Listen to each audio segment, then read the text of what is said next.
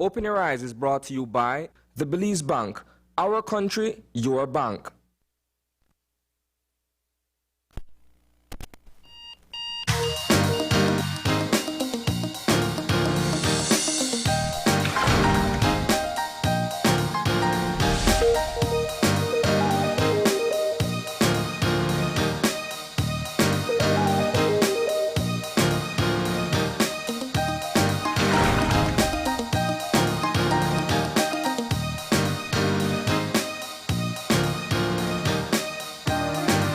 Good morning and welcome to Open Your Eyes. Start your morning right. I am John Palacio. And I'm Marlene Cuellar. And thanks for joining us this morning. Thank you, thank you. It's a cool morning out. You're feeling it, right? Yeah, it's very nice cool. wind.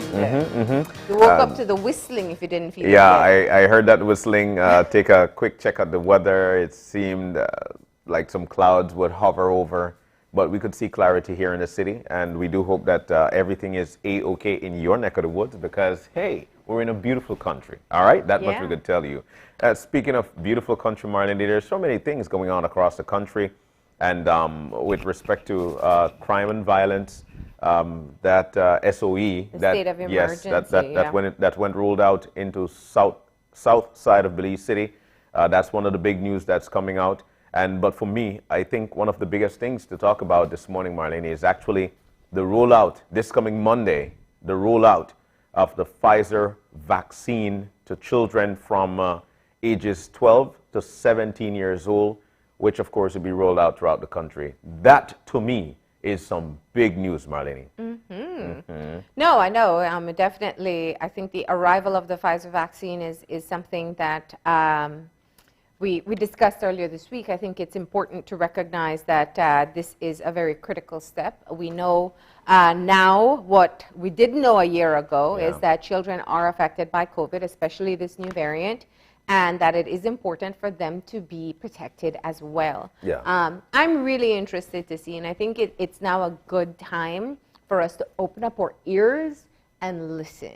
And hear what parents are saying, hear what schools are saying, and understand what concerns people may have. I've spoken to some parents who said, listen, you know, if I have to wring my children by the ear and take them, they're going, because kids are notoriously scared of needles. We know that much. Men too. That's a pretty tight race. And I could attest to that. I'm one of those people, So I do know some parents who have said that. And, you know, if you look at it one way, over 150,000 people have gotten the vaccine in the past month or two. And if those people take their children, we should be able to utilize the Pfizer if their children fall within that category. But I do hope that it is going to be a successful vaccination campaign. I hope so too. It is so critical that we can protect our children, especially as we start to see in reports from other countries where children are getting hospitalized and suffering with severe COVID. For me, I feel as a parent, for me, it is, and I might be overboard here, but for me, it's a no-brainer when it comes to me and making sure that my children are protected from any disease, any virus. I know for a fact that everybody is seeing the outcome of not being vaccinated. Everybody is seeing what's going on across the world with respect to those who are not vaccinated.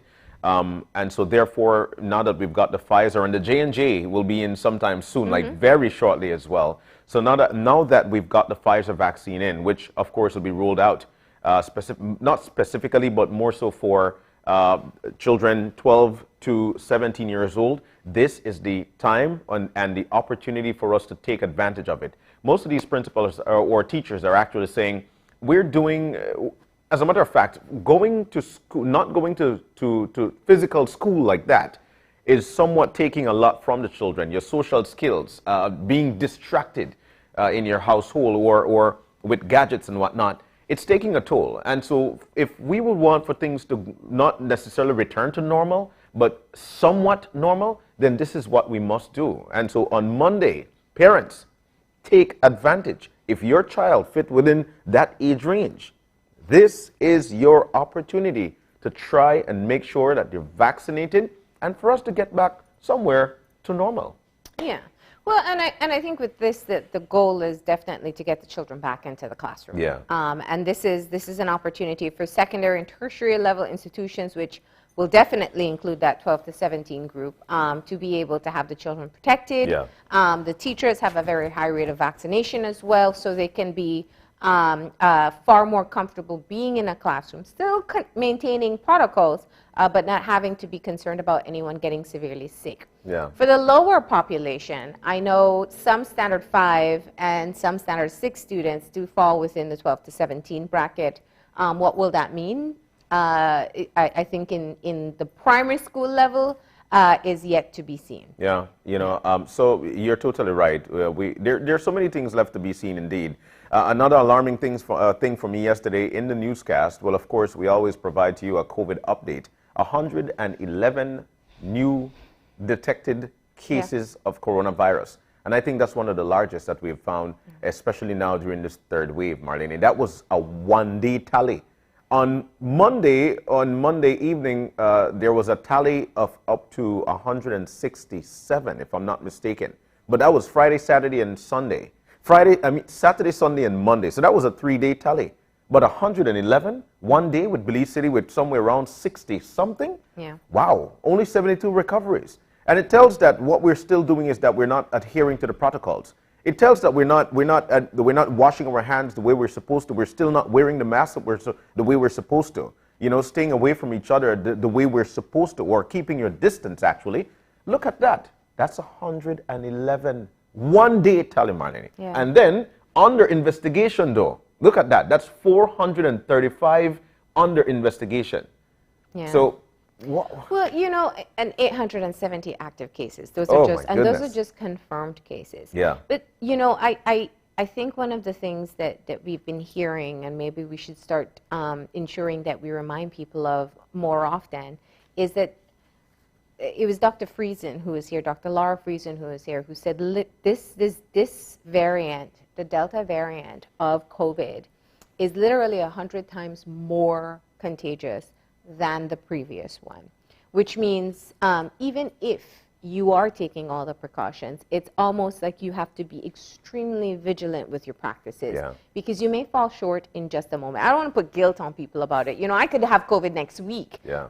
because it is possible, even though I'm fully vaccinated. But I'm more likely to be protected from severe COVID and from losing my life from it. So I think that the thing is that we have to be consciously aware of how easy it is to catch in our daily interactions, and not allow ourselves to get complacent. And it happens in the workplace. I mean, you sit and eat with co-workers, you take your beer with your co-worker, or your family or your friend who stopped by to visit. That's a maskless moment.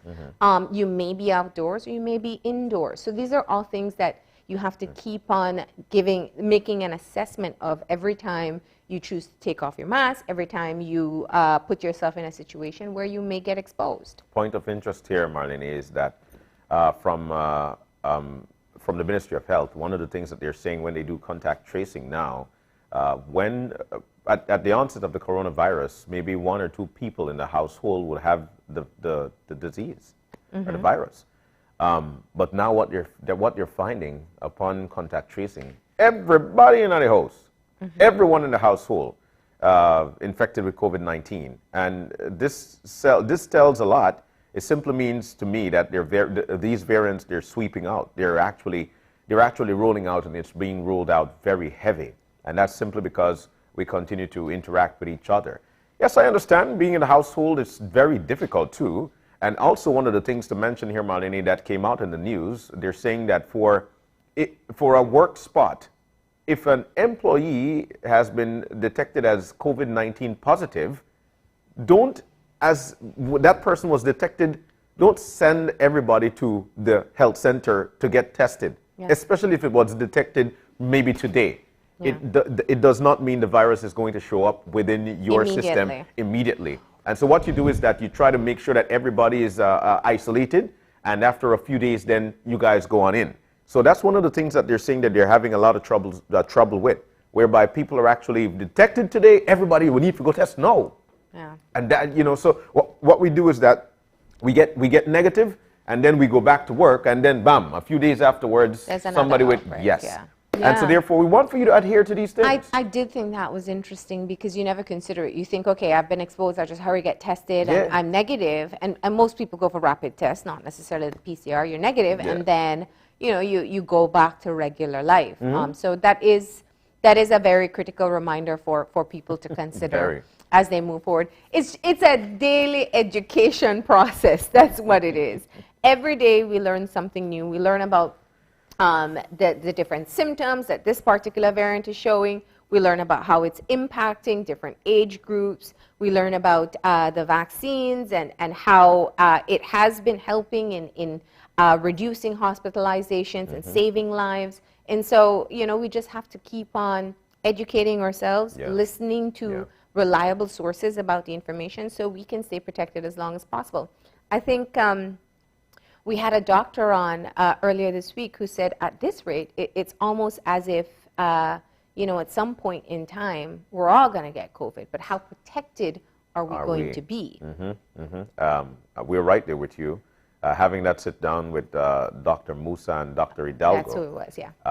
We made mention that what the vaccine does, it actually protects you from getting severely ill and even death. And so therefore, they encourage, or we continue to encourage you to go on out and get vaccinated. He said. All right. All right. But of course, I think too, the issue of the state of emergency is still one that there's a lot of conversation about right now. Yeah.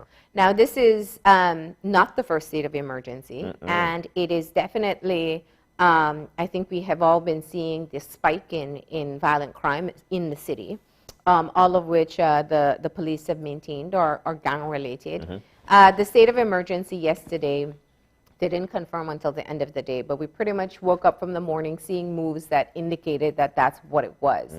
I think the point here is that we know that the current Minister of Home Affairs, Minister Musa, was very outspoken against state of emergencies. And in fact, I know before his election and even after his election, it was a question he was asked very often. Last night we saw the Commissioner of Police speak of the fact that he had been advocating for the state of emergency as a way to calm things down. We have to go back to the question repeatedly. And I realize that it's not necessarily something that people are all in agreement with, but how much does the state of emergency help? Yeah. Clearly, it may calm things down for a moment, but the fact that you need it again means that it's not a long-term fix. And the question about, whether this is considered preventative detention, and there are other factors at play, which I think are worthwhile also introducing into the conversation, because when you talk about the situation at the KHMH and the fact that all our health resources right now are stretched thin, trying to ensure that they're covering the health needs of people with COVID-19 and people suspected to have COVID and people in critical situations. I remember we had our show on Monday with Get the Facts, and the nurse said, well, I'm going from the COVID unit, now we have a stabbing, or now we have a shooting. And so, you have these emergency cases coming in due to violent crime as well. So it's so many factors. I'm really interested to see how residents are responding to this choice at this time. And of course, what Minister Musa will say about now choosing to go a route that he once viewed as not the right way to go. That's not the right thing to do. Well, the Compulse said it as well last night in the news, Marlene, that it was actually the last resort. It's actually something they didn't want to do. Well, and while it is something that they feel that they didn't want to do, there must be a way to band-aid the situation. And for them, that was actually the quickest way. What we need to do is to get these guys who are known to be notorious in their neighborhood, fighting against each other. We need to get them off the streets. And they felt that, this was the quickest band-aid route. See, what's happening at the KHMH is that they're seeing COVID cases, and like you mentioned, they're seeing some harsh, violent crimes. And these young men, they go into, they go to the hospital, and of course, they need the resources so that they are able to live. And so what else can be done? So it's a tough situation that we are in as a country, especially for those at the helm of leadership as to what next, what can we do, you know, and so to be carried out was actually the state of emergency here in Belize City, and more so for the south side of Belize City. But Marlene, not everybody in the south side of Belize City are bad people. And so these are some of the things that people would want to know or want to hear, and the Belize Police Department will be bombarded with, you know, as to why is it that we're actually putting this into play? Or it's a tough situation, Marlene. Tough. COVID and violent crimes that are affecting the entire family, more so young men in these areas. What can be done? Yeah. Well, we see what has been done, which is the state of emergency at this point in time. So, you know, these are some of the big issues coming out of the news. As you said earlier, the anticipation is now for the Johnson & Johnson vaccine, which we're told should be arriving in the country very soon. That, of course, is a one-dose vaccination, which will allow for people to get one shot and done. They won't wait like us 8 weeks or 12 weeks between the AstraZeneca. The children for the Pfizer are going to be 2 weeks wait in between, and then they get their second dose. So they'll be fully vaccinated within a month. Within a month, So those who start on Monday, I would say. Yeah. But of course, there's a rollout that has to take place. But you know, the key point is let's just be cautious. Yeah, very. The number of active cases that we see in the country, we know that it spreads very easily. So if there are this many COVID cases that are detected, there are more out there. And if you're not vaccinated, we definitely urge you to take all necessary precautions that you can.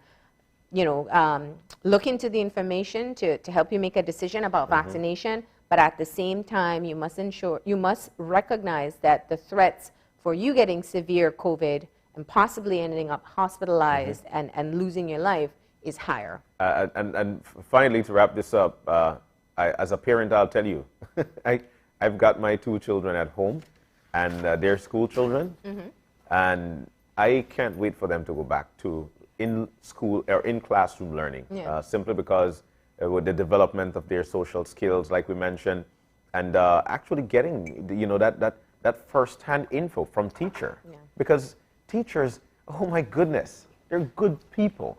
They teach you everything you need to know. I want for my children to go back into in-classroom learning, and I'm waiting for that. Yeah, how'd your kids take the news of no face-to-face? Well, you know, kids at this particular time they'll have a jump up party. You know, that's that. You know, so but one of the things though, I've got a 3-year-old going on 4 who will be enrolled in preschool. She did her first year pre-kinder, of course, online, and you know, getting paper and whatnot. Then this year again, then oh man, it's a tough toll, Mar. Yeah. You know, and there's a lot of flexibility. I joked with people, I said the biggest sigh I heard over last weekend was from parents, you know, like having, and I mean, I'm joking about it, but sometimes people, let's be real, there's a financial implication, paying for a babysitter. You know, there are unfortunate situations where children become caretakers of younger children during this time because parents have to work and earn money.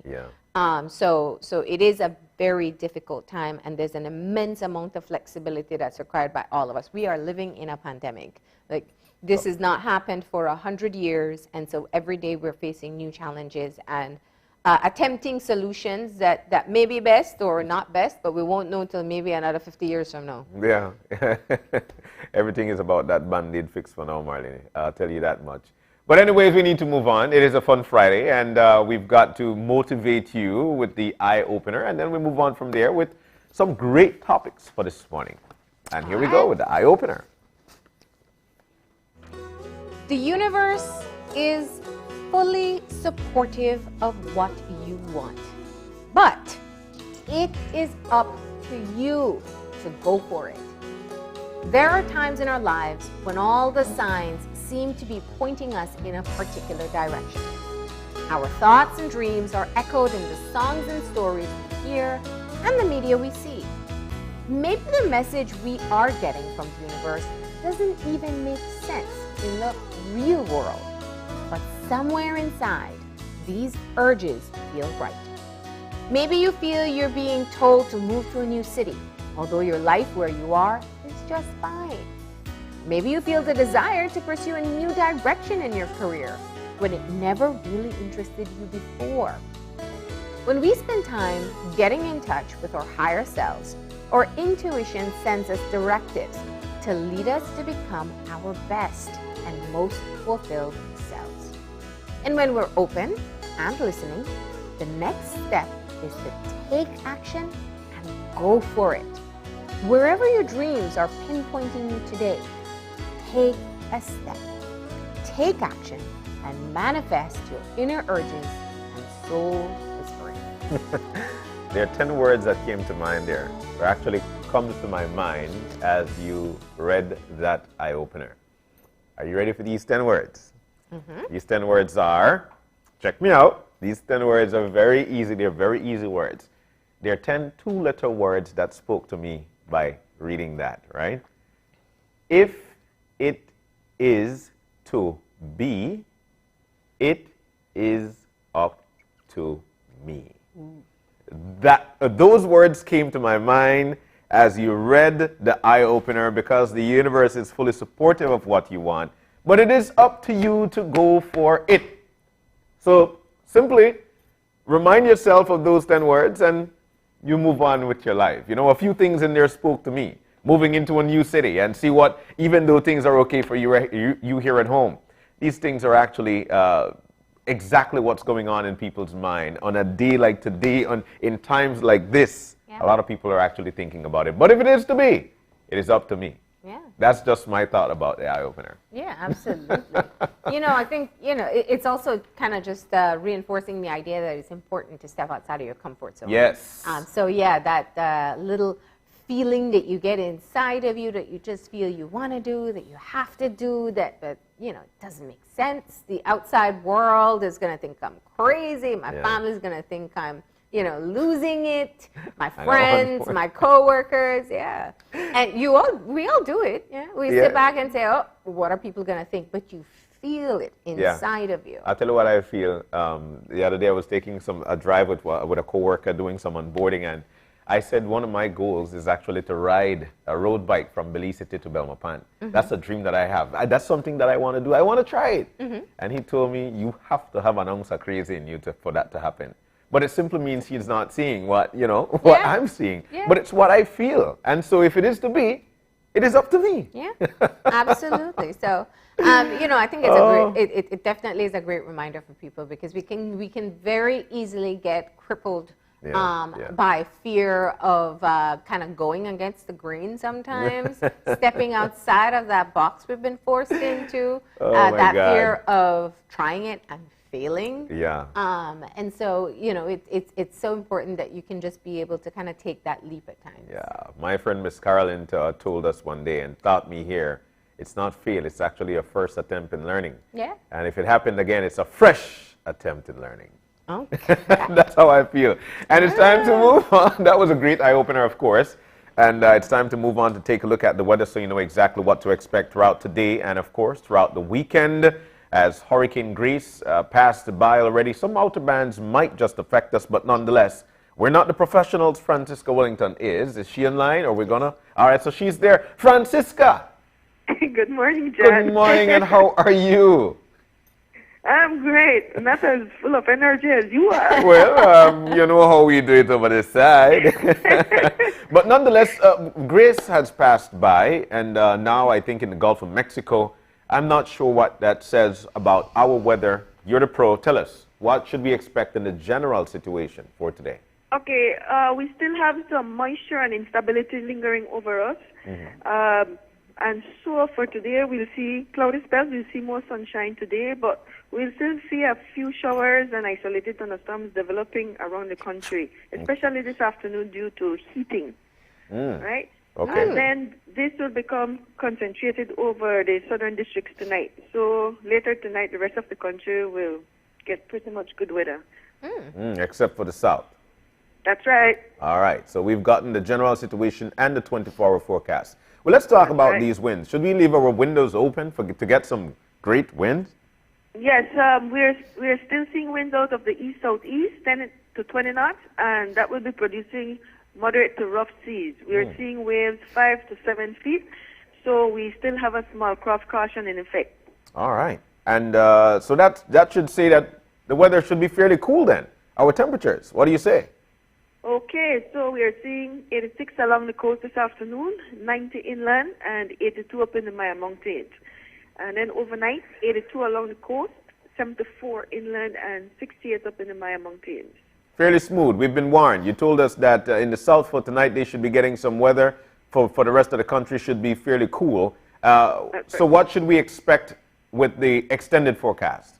Okay, so Saturday, tomorrow morning, we will see isolated showers and thunderstorms around the country during the daytime, and then we'll see a few showers developing over the southern district Saturday night. All right. And just as an update, I know there was a flood warning. Was there a lot of rain that was experienced in the north? Okay, I'm glad you asked that. I wanted to talk about that.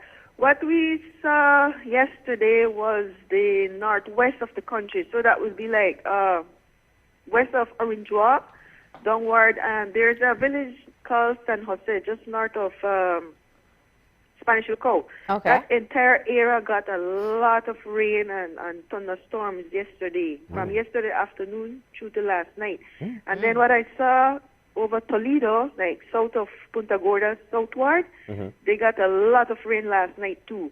Elsewhere, we had a little bit of showers, but not much.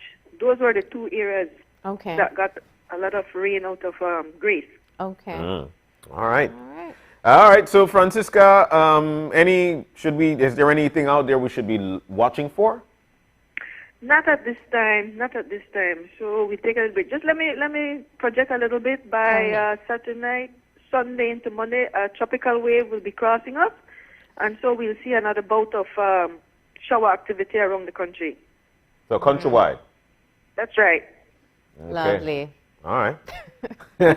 Hello, you should have some Marlene smile about, yeah.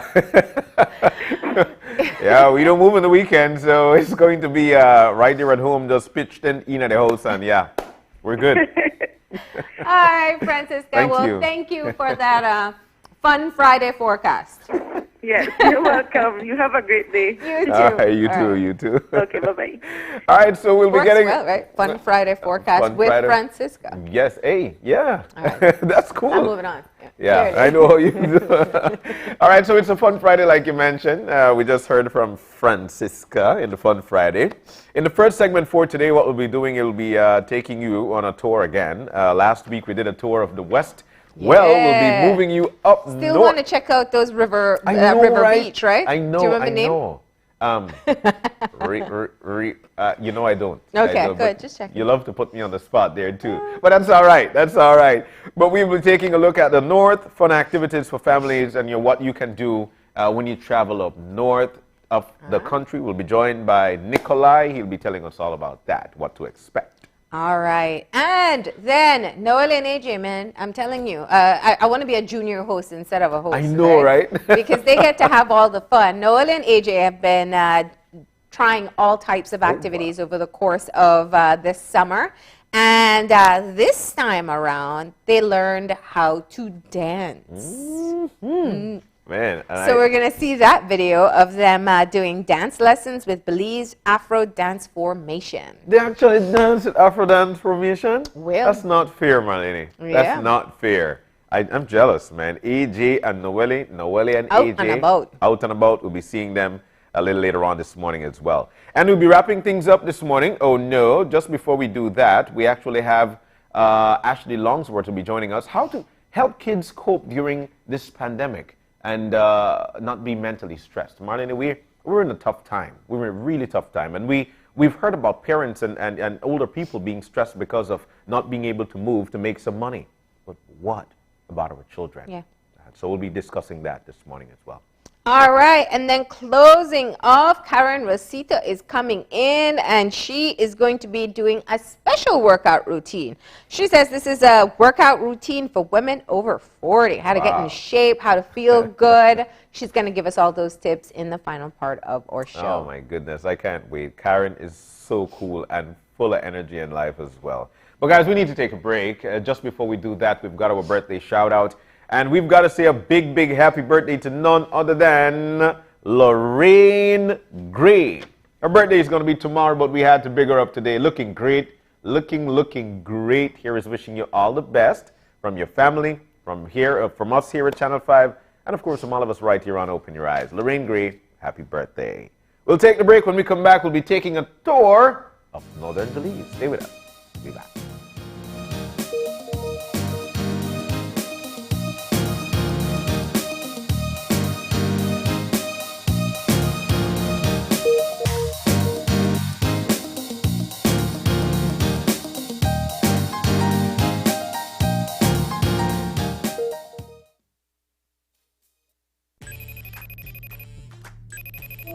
Hey son, how was your first day at Sixth Form? Really cool.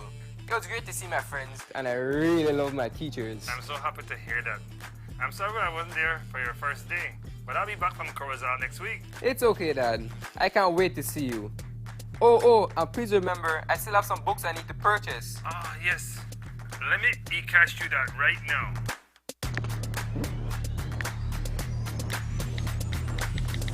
Money has been sent. I add a little extra cash just for you. Whoa, Dad. Thanks. Got it. You're welcome, sir. Download the eCash app today and take your first step into a cashless lifestyle. For more information, visit www.e-cash.com or contact us via WhatsApp at 613-0257. eCash, the future is here. It's a fact that with Smart, you get truly unlimited everything. Only with Smart, you get unlimited data anytime. While with the other guy, it's only double data on weekends. With unlimited data every day with Smart, there's no need to wait. So, it's a fact that our unlimited plans beat the competition. Stop being measured and told when to use your data and get unlimited talk, text, and data. Experience the true unlimited plans with Smart. That's a fact. Make the switch and live smart.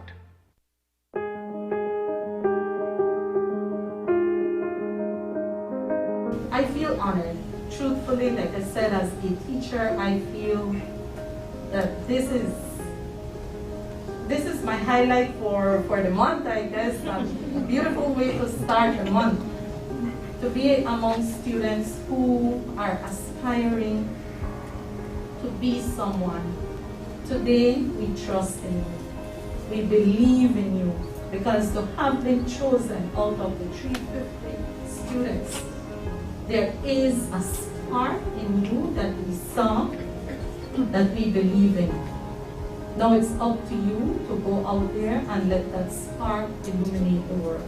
We need that in Belize, and we at Social Security are depending on you to bring that light to life.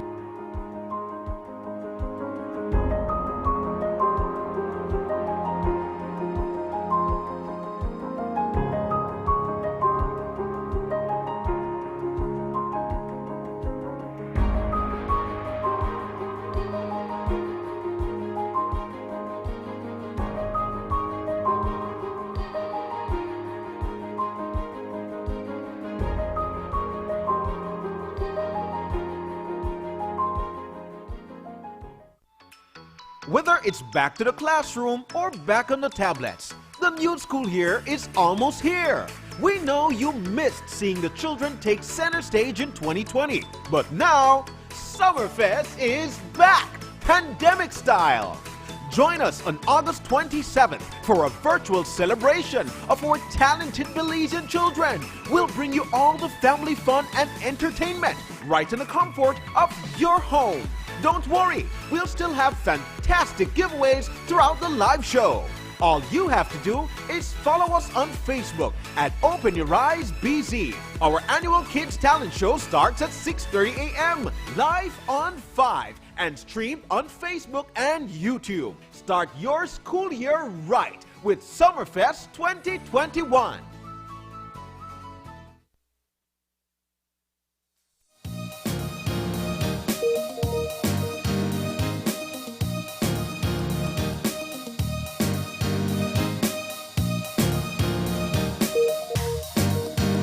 Welcome back to Open Your Eyes, and we're now moving into our first segment. Last year we took you on trips to Western Belize. Well, today we'll be taking you on trips to Northern Belize and what to do, what not to do. Nikolai is in with us. That's Nikolai Alvarado. He is a tour guide, and I guess you probably do a whole million and one things too. But today you'll be wearing that hat and taking us on tours to Northern Belize. Good morning and welcome. Hi, good morning, John. Good morning, Marlene. Good morning, Belize. It's nice to have you in, my brother. Normally you're on Zoom. Today, well, the Zoom won't come to open your eyes. Come live on TV today. So, Nikolai, you know, it's a tough thing to think about where to go in Northern Belize. I think for the most part, what is advertised, all these resorts in the western part of the country or southern part of the country, or here in the city or San Pedro. But at the same time, we've got a beautiful country in abundance, an abundance of stuff to do. What's going on up north? What we could start up in Corozal. Corozal is a really relaxing place, kids and family friendly. Right, so if you have your family in Belize or anywhere around the country, you just want to go escape from the hustle and bustle of the islands, because you know the islands are very busy. Yeah. Then you could go to Corozal at the Corozal Bay. There's a lot of friendly parks up there, Corozal Blues.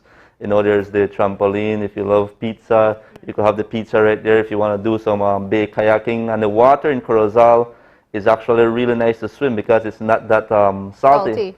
Right, because of the new river that dumps out right into it, so the water is not that salty, it's kind of sweet, you could say. Really? Right? Yeah. And right now, actually, if you go to Corozal right now around this time of the year, it looks like you're on the islands because the water is turquoise blue. Oh, so it's still? Yes, so it's really, really beautiful around this time of the year. Yeah. So you could do kayaking in the bay, and the waves, and it's not that rough, so you could do a lot of kayaking. If you want to do jet ski, you could do jet ski out there.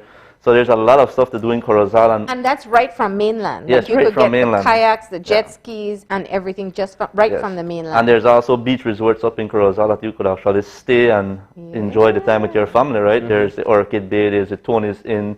So there's a lot to do in Corozal, especially if you're a Belizean living right here in Belize. You could go up there to your family for the weekend instead of going all the way out to the islands or going all the way down west. Or if you have small kids, Corozal would be a perfect place. Horseback riding is another thing you could do in Corozal.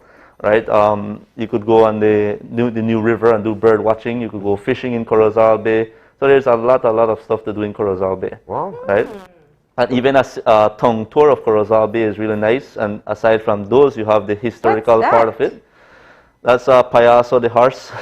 Oh. Yeah. Where can we get the? You know how many parents are watching that right now? Want to take their kids on that little horse? Yeah, you could get. There's a company up in Corozal. He's gold standard certified as well and have been trained. So Jamundo, and you could get through them through Get Transfer. You could link up Mr. George Morales, and he could hook you up with all of this horseback riding, kayaking, or any tour operator. You could just ask them, and they could give you the hookup, right, for Corozal. Wow. Then aside from that, you also have the Mayan temples of Santa Rita and Cerros, right? Really? Yeah.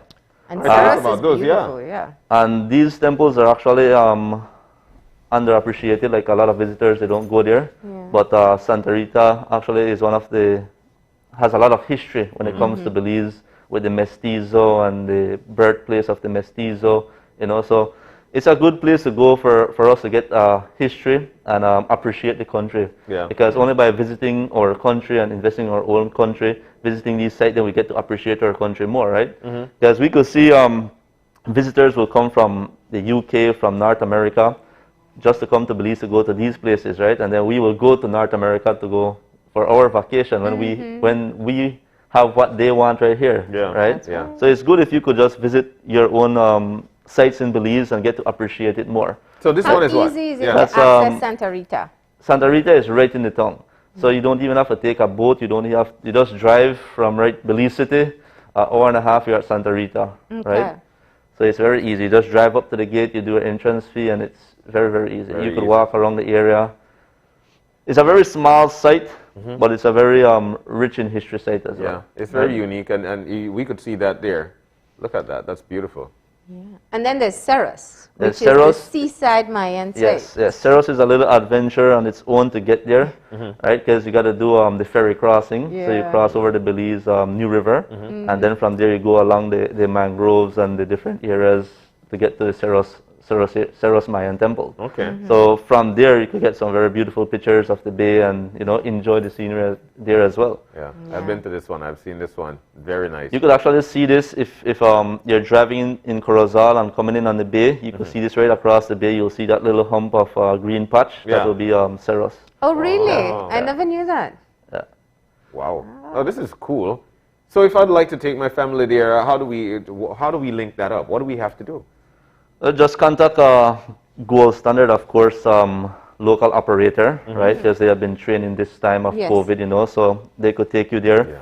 If you're leaving from Belize City, there's a lot of Gold Standard operators. You just go on the BTB website. You could find them on the BTB website listed, and they will be able to accommodate you in any of these sites that you could go there. Or if you're in Corozal area and you want to get directly in contact, you could check Mr.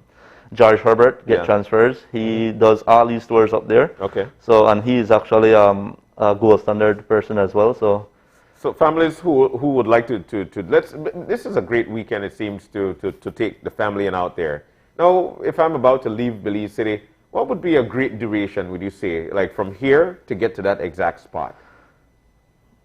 Stop along the way? Not necessarily. You want to get to that to that Mayan site. To Santa Rita. Knowing that we need to ferry on out there. Okay, so if you leave from here, what you could do, you go through Orange Rock. Of course, you stop. If you're into the tacos, you stop famous Orange Rock tacos. Well, I don't know.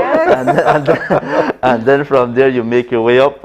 Like I said, just an hour and a half to an hour and probably 40 minutes, depends on the person driving, right, to get there. And it's very easy. You make your way through town and you go up the hill at the second roundabout. You go up top to Santa Rita and it's right there, right in front of you. Easy. And you could actually, the hotels up there are very reasonable. Like I said, there's Tony's Inn right on the beach, right on the bay. Yeah. So you could stay right there. They have really upgraded the area when it comes to like bringing in beach sun. So it looks like you're on the island. Nice restaurant. And yes, the restaurants in Corozal are really nice, right? Like I said, Corozo Blues, or if you want something local, you could go to Mario's. Downtown Mario's have some really authentic Belizean food as well. R&D's. So it's a good place to go and relax with your family. Right? There's also the water park in Corozal. Yes, the water park, the Maximum Water Park that recently opened. So you could go there as well on the beach. There's volleyball. There's all sorts of sports you could do in Corozal right there. Wow. Oh my God, check that out. So that's if you're heading all the way north to Corozal, right? And what about Orange Walk? Orange Walk has a lot to do, right? Many people think of Orange Walk, than just tacos. They just think tacos and Lamanai Mayan Temple, right? Yeah. But Orange Walk, actually, if you're into adventure, birding, if you just want to carry your family to do a nice river cruise, you go to Orange Walk. There's this Bats Landing. You could go to Bats Landing. It's Salpicon, famous for the Salpicon. So if you're a group of young people and they want to go out on a Friday evening or a Saturday evening, you could go to Bats Landing, and it's away from the hustle and bustle, away from the central area of Orange Walk. So you could go there, you relax, you could take a boat cruise for like $10 a person for 5 or more, and you cruise along the river in their pontoon and just relax. Or you could go bird watching, night safari, see some crocodiles. Because remember, these animals and birds, a lot of them are nocturnal, so at night you get to see and engage yourself in more. Or you could also go up to Lamanai, right? That's actually one of my favorite Mayan temples, Lamanai, because I've never been to Lamanai. No, you have to go to Lamanai. Going by boat. You go by boat, yes, right? The same Bat Landing, they could accommodate you with the boating, right? So you go there, you call him ahead of time, and he will have everything arranged, very reliable. He has a lot of different boats, always on time. You just tell him, I'm going to reach here 8 o'clock. When you get there, you have your lunch, because the package includes lunch, it includes your entrance fees, your guides, it includes water, the river safari. So you're doing the boat ride, you're seeing different types of birds, you're learning about the flora and fauna of Belize. Then you get to the site, you open into the Lamanai Lagoon, and you see all of these big the greenage, just like big hills, and you think like you're in the mountain Pine Ridge or somewhere in the west, but it's actually the Mayan temples tucked away in the jungle, right? So you come to the pier and then you start walking. You know, when you go to like Altunha or San Antonich, everything is opened up. So you go on one temple and you're seeing everything. Well, this is why Lamanai is my favorite, because when you go to Lamanai, you're walking off the dock, you go up to the visitor center, you could see the famous stelas. There's shopping right there, and then you're walking through the jungle to get to the different Mayan temples.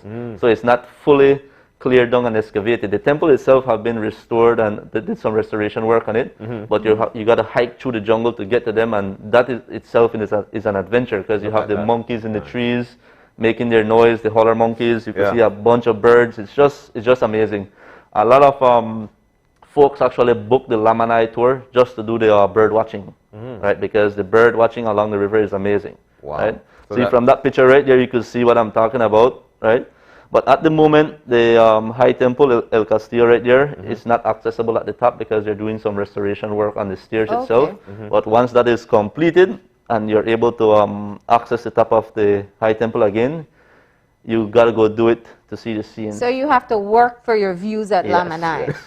All right. But it's worth it. It's worth it. It's worth it. Yeah. That's a part of the adventure. Yeah. Wow. Is it kids friendly? Yes, it's kids friendly. It's kids friendly. Especially we're in Belize, we have all the time, so we don't have to be rushing, right? When we have overnight guests, cruise tourism. Well, overnight guests, they have more relaxed time, but once you're in Belize, you have all the time, so you could really enjoy the tour.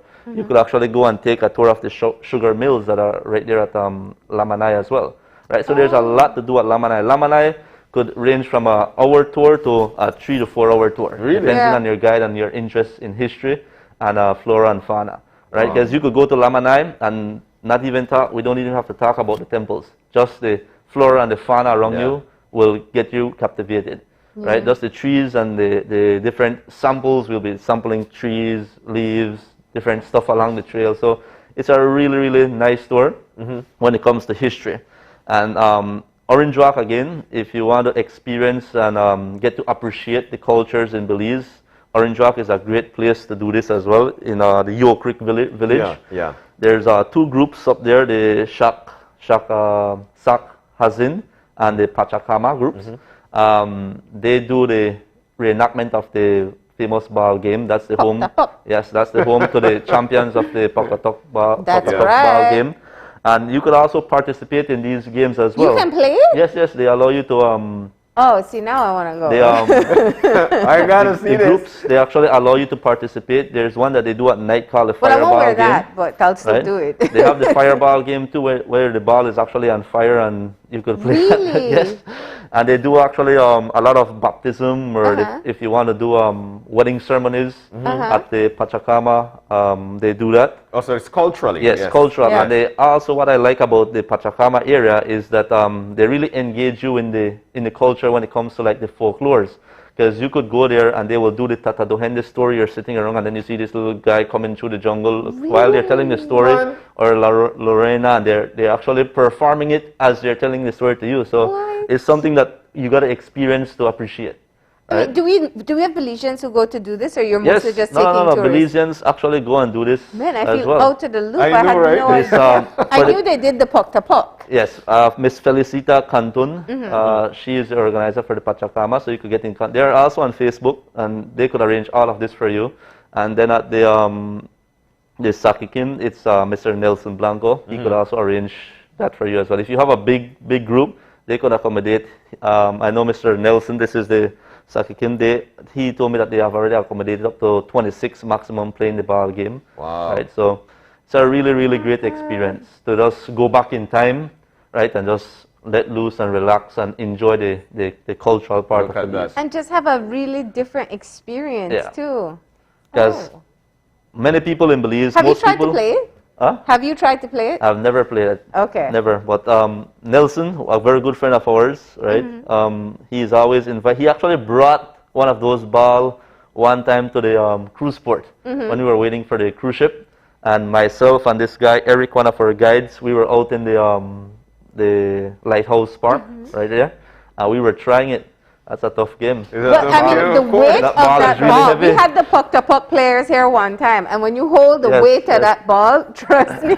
He was like trying to hit it. He was like trying to hit it with your hip, and I was like, it's a very, very tough game. That's no volleyball or football. Trust me. It's very That's heavy. Oh my goodness. It's all rubber, right?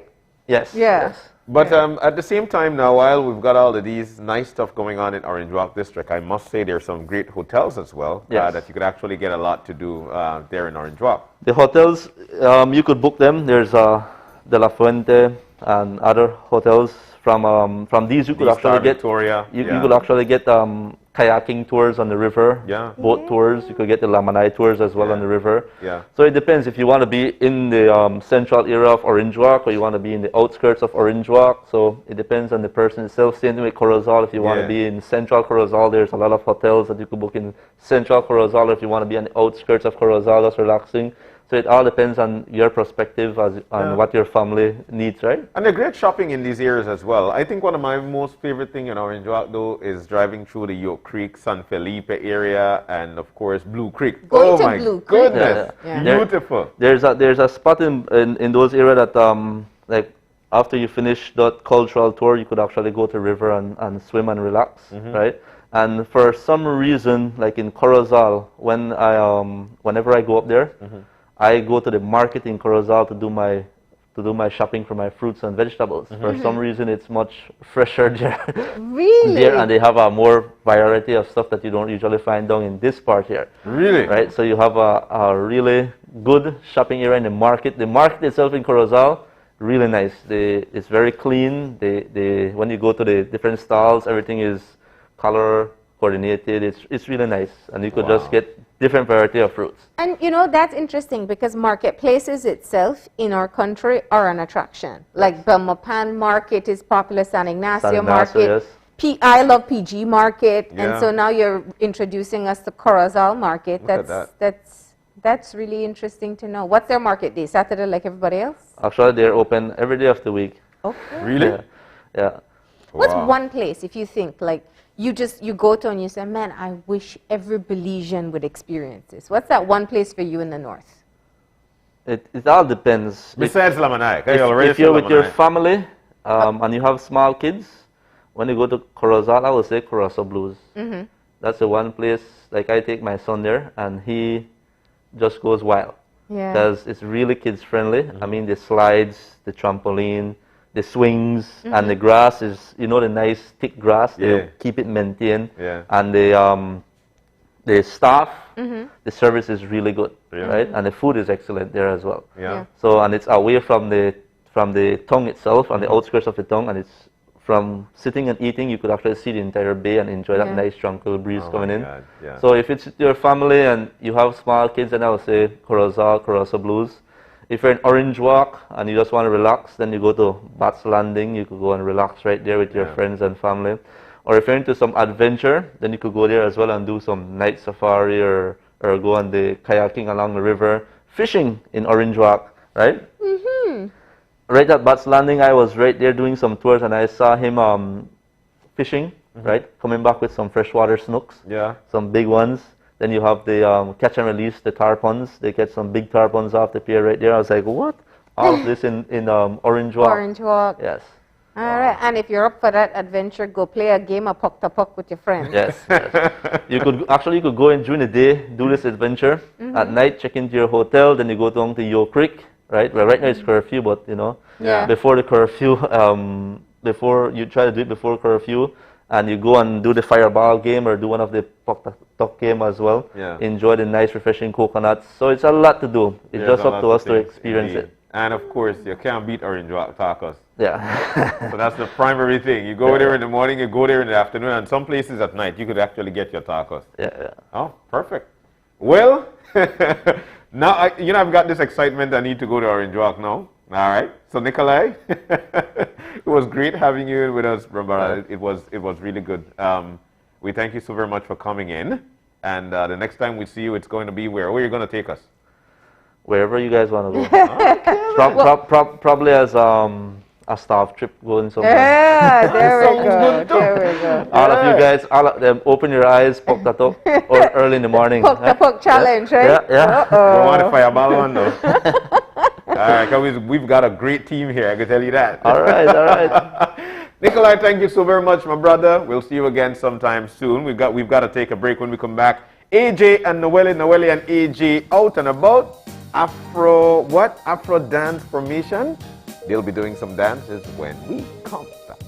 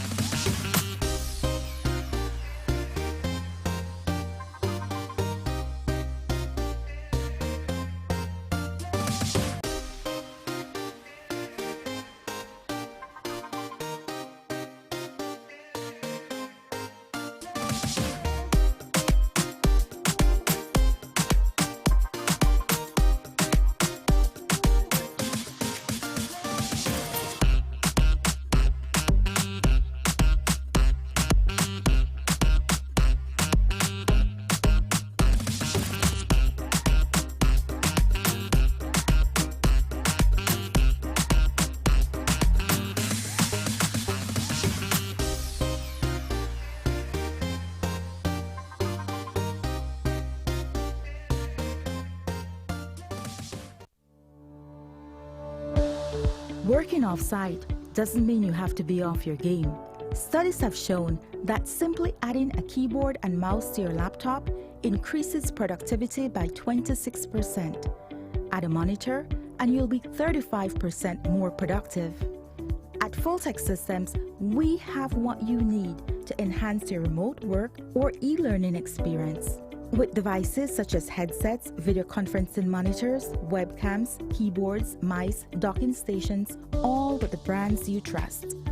Keep connected with collaboration tools like Microsoft 365 Suite and Kaspersky and perform efficiently no matter where you are. Fulltech Systems, your technology center, where you'll come for the price, but stay for the service.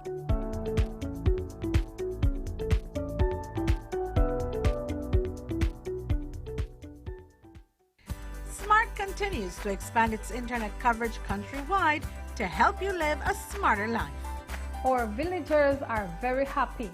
They are pleased to know that Smart went the extra mile to put a tower in our village so that our villagers can get live stream on their TVs and they can get their kids doing their online classes. I want to say to Smart, thank you for making it possible for us to get internet in Gardenia Village. We really do appreciate it. Smart continues to take the internet and mobile services to communities across Belize. Now save even more when you bundle your Smart broadband with Smart mobile services. Smart, bringing people together. This Monday on Get the Facts. What are the risks for children with the new COVID variant? Should you vaccinate your child? When will children be able to return to the classrooms? Get the Facts with pediatrician Dr. Cecilia Eck, Ministry of Health Dr. Natalia Baer, and CEO of the Ministry of Education, Diane Mejia. The show starts at 7:30 p.m. on Monday, August 23rd. Catch it live on Channel 5 or streaming on Facebook and YouTube.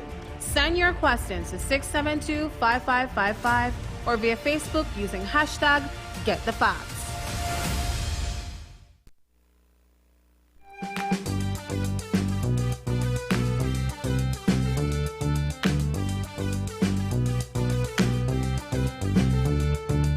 Hi and welcome back to episode 6 of Out and About with AJ and Noelle.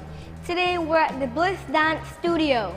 And I know that I'm a dancer because I participate in ballet. So AJ, are you a dancer? I'm not really much of a dancer, but I do dance moves on TikTok. Yeah, so I find it very exciting because I don't know what kind of dance we're going to be doing today. Yeah, it's basically a surprise and I love surprises. Well, let's go meet our instructor.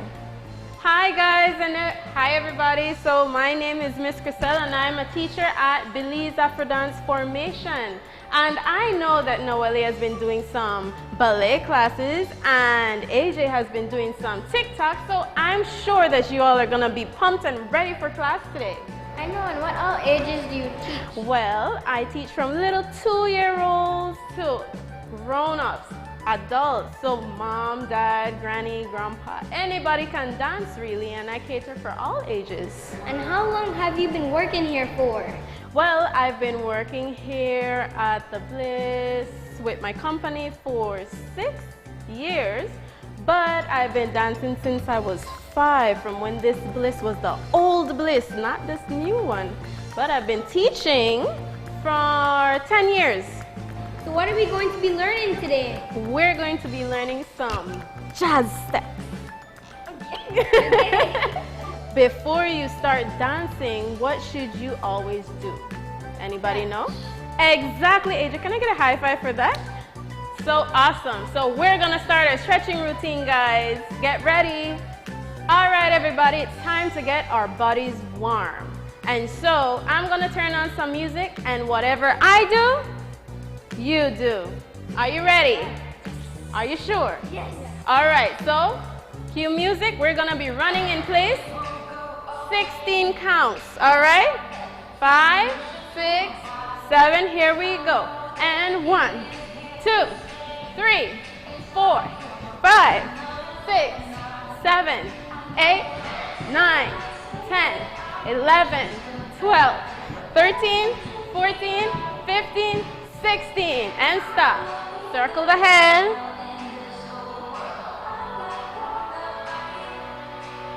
Good job. Shoulders, you're gonna take it up and down one at a time. So right shoulder going up, down, up, down. Good job. Swing the arms to the front. Let me give you some space. Front, 2, 3. Swing it to the back. 1, 2, 3. In, up, in, out, in, up.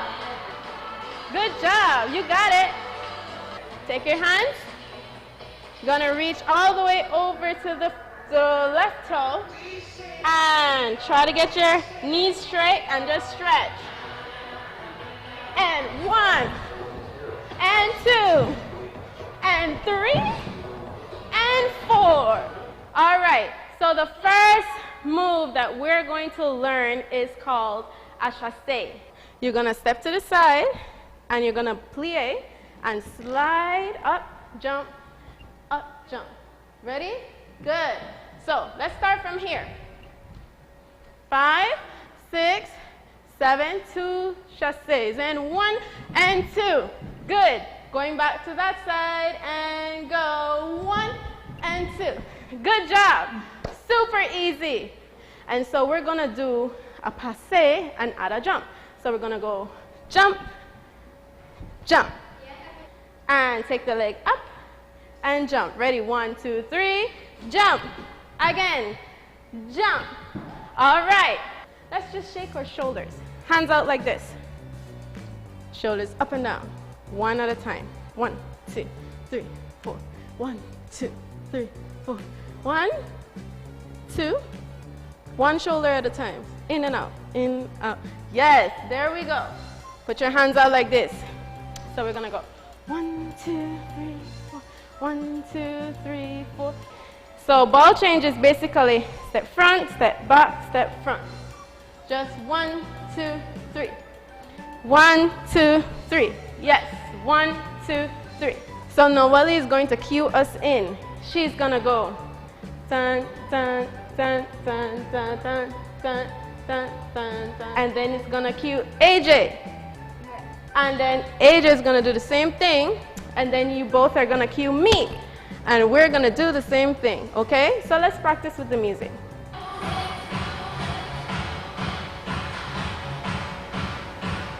Now point to AJ.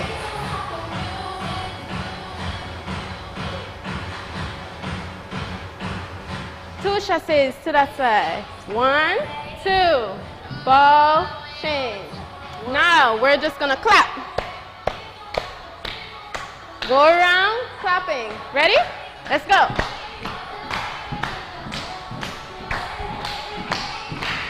Back in position. And we're gonna do a jump. Passe jump. And up.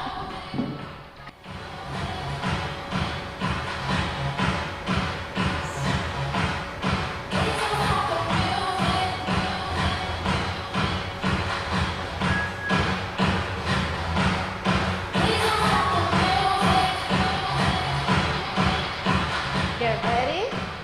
Here we go, guys. All together now. 5, 6, 7, chassé over, and 1, 2, forward and back, and 1, 2, forward and back. Take it around. 5, 6, 7, passe jump. Yeah! Awesome work, guys. It's time to cool down. Hands go up and let it out. There's so many other styles of dancing out there. If you want to learn this one or more, you can always contact me at 620-5825 and come and dance the Belize Afro Dance Formation. I'm always here at the Bliss. This is like my second home. And so our classes are here at the Bliss Dance Studio, and we offer in-person classes and also online classes. Thank you, Miss Chris. That was a lot of fun. And I'm still really tired, so I guess it's time to cool down. But unfortunately, guys, this is our last episode for Out and About with AJ and Noelle. But you can catch us on our next season. Until next time, bye!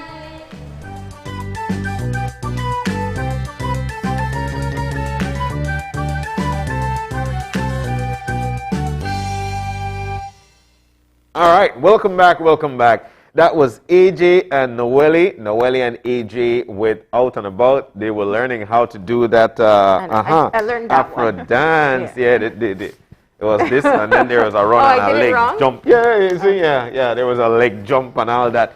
But you know what? Those two men, they're so cool. And to make things even better and sweeter, they will be in with us next week, Friday, when we host the Summerfest. I can't wait, Marlene. That's right. I can't wait to hear about their summer. They've probably had the best summer. Yeah, with they all probably the fun did. they've been having. Yeah, they did. I'm sure. So we'll be chit-chatting with them. And then, of course, we'll be kicking off the show. It's going to be a great one. That's next week, Friday, Summerfest, live right here on 5. That's now, right. let's move on into our second conversation, Marlene. Now we've got in with us, we have Ashley Longsworth. She is a marriage and family therapist. Good morning and welcome. Hi, guys. Nice to see you guys again. It's nice to have you in. Yeah. I'm sure you're pumped up after that African dance and formation. Just a little bit. It woke me up a little bit. Well, Ashley, you know, I think this is kind of like the opposite end of what we see with Ashley, with Noelle and AJ. They're having a great summer, but we must acknowledge that not all kids are coping as well during this time. And so today we want to talk to parents about how to notice signs that their kids are not doing well. Let me start off there. What's it like on your end? What are you seeing with clients? Yeah, so right now, kids are taking a toll on online learning, right? Some are on summer break right now, but some had to do summer classes, and they're still doing online learning. So this was packages, and then this was virtual, right? We were expecting our kids to sit in front of a paper and be engaged and complete work, right? Imagine doing this as an adult. Right? Sometimes you get bored, sometimes you get distracted. Imagine a 7-year-old or an 8-year-old asked to learn a new topic every 2 weeks, sometimes without help, right? Sometimes parents are working, parents can't speak English, there's nobody, no older sibling to help them with this, but there's still an expectation that they pass classes and that they do well. So we have a lot of kids coming in that are lacking any motivation to get work done. And parents are thinking that maybe it's just them not wanting to do work, they're wanting to do other things in the house and they're not interested. But think about how hard it is for kids to be engaged. And even high schoolers that are doing online. Sometimes teachers are engaged and sometimes they're not. Students aren't able to sit from 8 in the morning until 12 without a break. Right? But they're tasked to do that. And sometimes they just don't want to or are not interested in being a part of it. And you find kids just not participating in online, doing something else, shutting down while they're doing online, telling their parents that they're doing their classes and they're not doing it. Right? Then we have the kids that got discouraged from day one and are not in school right now because of the platform, right? So we have a lot of stressed out kids, a lot of kids with time on their hands. Let me come back to it because there's a lot of debate over which one is the best, and we're really figuring out our way through the pandemic. I love when you talk about whether or not I want to sit with a 10-page packet and sit and do that as an adult. You know, when you're talking about a younger child, that's harder. But even online, a lot of the online isn't live because you can't get all the kids at the same time. And that type of communication, it's one way, which makes it more, I mean, it's just more difficult. Of course, right? You are a teacher trying to engage with multiple students and you might not be able to do that. You know, you see screens, you see students there, but measuring their level of engagement, measuring if they're even interested in being there, it's difficult. And I imagine a teacher, the role to have that responsibility to take care of these kids that are watching you, making sure that they're doing their work is difficult. You're not in their home, you know? Having to answer questions, having to teach them how to be social beings, which is a natural part of them, especially at a young age.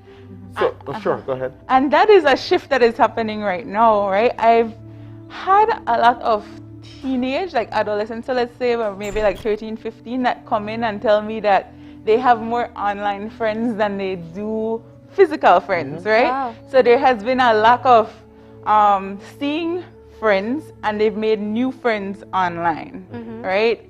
They have different platforms. They talk about different chat rooms that I have no idea about. I'm sure parents don't even know that some of these things exist. And they'll tell me that they have friends from Belize, from different countries that they talk to because they have no one else to talk to. You look, I'll tell you what, my daughter, they're so into Roblox and these things. And my daughter would say, all right, Dad, I'm going to play Roblox and talk to my friend from Australia. And I'm like, who did Australia where you know? You know?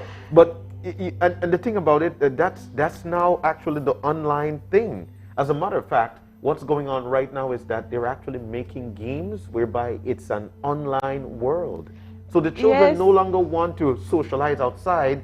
Their socializing is going into virtual reality and going into a world online. Yes, it is. You see it a lot in video games. I mean, it doesn't even have to be the virtual reality. There are things like Free Fire and PUBG. These things allow people to talk to other people while they're playing games, right? Yeah. They're so engaged with the person that is there that they don't have to socialize with anybody in the house, with anybody else. Is this a good thing? Right? So that's the big question. Is it a good thing for my child to just be isolated all day? Right now, that is their outlet for social activity. And to measure it, I would say that is very case dependent, right? Yeah. How do you tell your child you can't go anywhere, you can't see anyone, and you can't talk to anyone as well? You know, how they're trying to find other people to relate to, right? They can't go outside and play ball all the time, so they could play a game with somebody that's a shared interest. Okay.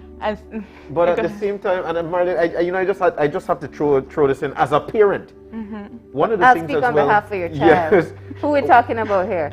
For my child? Yeah, which one? Sky. Sky. I got your back, 10 years old, going on 11 years old. But one of the things I also notice on these platforms is that they actually allow for them to build a character. So they no longer see themselves as who they are. They see themselves, and I'm not saying Sky does this, but they actually see themselves as the character that's in the game or whatever they're playing. And what that does for them as well, and this is what I feel, is that they no longer are accepting of who they really are physically. They want to look like that. I'm not saying that Sky does this. I'm saying that this is actually a part of the study as well. It concerns you that that's something there. It does concern me as a parent, because you're building a character and hoping that that's who you really are. You go on the street and you have that sound. You walk or you play around with your friends when they do come around, and that's who you want to portray. How dangerous is this? You know what? That is a good point, because there is more exposure to social comparison, right? And now that you are virtually making friends socially, they don't really need to know who you are in real person. You know, you can portray yourself as what you think is accepted by society. Yes. So, you know, I'm a popular person that has a lot of friends, and this is what I do. I do all the cool things. I have all the cool gadgets. This is who I am, right? And it can be associated a lot with kids having access to a lot of information on social media, right? Yeah. So there's so much influence as to what is acceptable, what looks good, what looks cool, and who they should be. Yeah. So there's a plus to having the kids play interactive games where they're talking and socializing with other people. But the responsibility that comes with that is being able to ensure that they're not being exposed to anything dangerous. Yeah. Now, I don't know the first thing about these games. If I'm a parent, I wouldn't know what to look for. Yeah. How do I check in to ensure that my child is safe? This can be so difficult, especially for parents that are not technologically savvy, right? They don't know the first thing about even opening their phone or tablet to figure out what apps to go into, right? But this is where transparency has to happen. You have to monitor what your kids are doing. Hey, you downloaded this game. Can I see what it's about? Can you tell me what it's about? Can I see what you do on it? Can you play it in front of me? If your kids can't play something in front of you or be on a kind of social media in front of you, that is a red flag, That's a red right? flag. Yeah. Because it's not necessarily that you're going to peep over their shoulder, but if they are hesitant about even being around people, that means there's something to hide, right? It's really a matter of monitoring what they're doing. I mean, you can't necessarily watch everything that they're doing because kids will find access to anything, you know, there's videos, there's other things that they will look at. But then if you're saying, okay, I'm okay with you having these things, just let me know what you're going on and what you're doing. You don't need to hide anything from me. You know, if I'm not okay with it, I'll let you know. So these are some of the, I like that. If they can't play it in front of you, be concerned. I think that's one easy way to start. Yeah. But I want to move on to the next point because I think this is a key matter. Children may not be coping well with their mental health. They may be having challenges, but they show it differently than we do. Yes. All right. So children show things different than teenagers and adults. Okay. Right? So children tend to show things a bit more subtle. They won't say, hey, I'm having a bad day, I'm so distressed, I'm so tired, this is stressing me out. They might not know that language, you know? What is stress to a 7-year-old? They might not know how to say it, like what that means. But you might have a child that says, hey, I feel like nobody talks to me anymore. Why don't you guys want to come around me? My big brother is not hanging out with me. They might be crying. They might say, I feel like I'm being treated unfair. I'm bored. I'm when bored. They say that all day, every day. Right? But what will we do as parents? We would say, you know, find something to do constructive because you're bored. You know, you have nothing to cry for. You know, find something to go play with by yourself if you can't get along with your sibling, right? So there's kind of like this minimizing of a real issue for a child, right? It's like, you're fine, this is something small. You not got no worries. Yeah.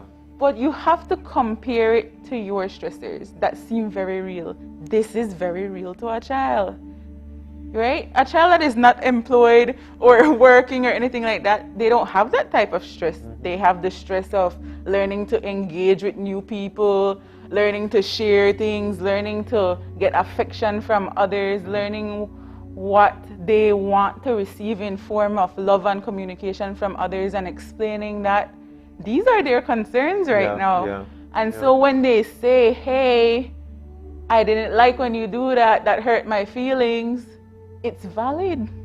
You know, what they're saying is valid, right? A 7-year-old telling you, Mommy, I didn't like when you shout at me, is valid, right? It's not just a 7-year-old saying something and you dismiss it, right? And when kids say things like that, or when you start to see some of the behaviors that you outline, how serious should you take it? It's all a matter of communicating with your child. It's an acknowledgement of what they're saying, right? So, all right, your child might say something like, let me use that same example. I didn't like the way that you talked to me, right? Instead of just brushing it off, you can say, okay, what is it that you didn't like? You know, is it something that I did before? Regardless of whether or not you will still punish your child or whatever, it shows that I am listening to the words coming out of your mouth and I am acknowledging you. So your child will know that it's okay for me to express how I'm feeling, and if something would be happening that's completely off, I can tell my mom or my dad or my guardian or whoever, hey, something is off with me, right? Now, concerning behavior to notice from a child that doesn't speak, you know, we have a lot of families in Belize that do not talk about emotions, right? We learn not to cry, we learn not to speak about issues and conflict and feelings, right? You kind of just have to deal with it. So this can be your child isolating themselves. If you have a child, for example, that's very extroverted from they were a toddler, they run up to people, they talk to people, they smile, they laugh, and then you notice as their child got older, and especially in this pandemic time, they started to isolate themselves. They won't come out in the common area with the family anymore. They're a bit withdrawn. They have no interest in getting out of bed. They have no interest in watching their favorite TV show or watching videos on YouTube, whatever it is that they do. They have no interest in doing things. They don't want to eat. They don't want to do school, right? These are very concerning behaviors. These are where parents should be like, okay, hey, this is not just my child acting up, right? Because that's how parents tend to interpret those types of behaviors. They would say my child is having an attitude, or my child is acting a certain way because she or he doesn't want to do something, right? Well, and I also think too, it goes back to one of the things you said before, that we feel like children don't have stress or issues, and it's all theatrics. You know, if a child says, nobody love me, nobody won't play with me, we're like, oh, you know, they just want attention. And the thing is, sometimes these things can be, kids can be saying that and they don't necessarily mean it, but it's for that, exactly for the attention. So then that should also be a sign for a parent. Why is my child feeling that they need to seek this attention from me? Is there some way that I am not connecting with them that they feel like they need to go this extra mile to get more attention from me? So that's a red flag too when they say that. Right? And then asking your child, you know, like you have to learn your child. So asking your child, you know, what would you like me and you to do together? Are there things that you wish you could do with me that we don't really do? Or how do you feel when I have to come home from work and I just go in my room because I'm tired? Do you wish that you could hang out with me a little bit? Like learning what would make your child feel as though they're receiving that love and connection from you, because then that would be why they're seeking attention, right? Well, can children, I mean, we know teens get anxiety and depression, but can the younger ones get depression and anxiety? Definitely, and they can, it's just expressed a bit differently, right? Like I said, kids won't say, hey, I'm depressed. You know, they might not know what that means, or they might say it, but they don't know what they're saying. But they will express it in ways and saying, you know, I feel sad, or you might see uncontrollable crying, or you might see more impulsive breakdowns, right? So it's like these very dramatic shows of reactions to things, like very angry all of a sudden, or getting very sad or very sensitive to criticism, right? And irritability is also a irritability is also a sign in kids, right? So it's more common in kids to show irritability when they're in these depressed moods as opposed to older adults. But they also show irritability, but it shows a lot, especially in younger boys, girls. And then parents now take this as, my child has an anger problem. My child is acting out and is having these outbursts. And they would bring them now to counseling and say, fix my child because they have this behavioral issue. I was gonna say, I mean, that's an interesting point, but I was just thinking, okay, if I'm an 11-year-old and I'm depressed, you know, just all the changes, I'm not coping well, and so it manifests in irritability, which means I snap back at mom and dad because they didn't cook what I want, or they took away my phone, or because, I don't know, they just looked at me funny. And now, some may go into counseling, but I may be depressed, be irritable, and then be punished on top of it. Yes, right? So that's why I always look at children that come in as part of a family unit, right? I do strongly believe that counseling with a child should also include their immediate support, whoever that is, whether it's a parent or guardian or a sibling, whoever is watching them, because they play a major role in their child feeling acknowledged for the things that they're feeling, right? So I can work with a child in therapy and say, hey, your feelings are valid, but then if they go home and then they're being punished for those very feelings, or I teach them ways to express themselves, but it's not accepted in the household, then I'm doing damage. Unless I understand what the family structure is like, what the parents accept and don't accept, then I can help this child to cope within their family setting. But then I also need the parents to be able to do some changes as well for their child to adapt. Now let's add the other layer of reality here. Parents are stressed. Parents are depressed. Parents are worried about paying the light bill for them to keep charging the phone that they're crying for or snapping back for. Yes. You know, you add these and it's like a compounded situation. What? It is, right? Oh so this goes further than just an individual. We're talking about family stressors as a unit. Just let's picture a household where both parents were laid off, right? And now they're home and maybe they have about 3 kids that are enrolled in online learning. They don't have any gadgets for their kids to do this online learning. And they also are struggling to find work, right?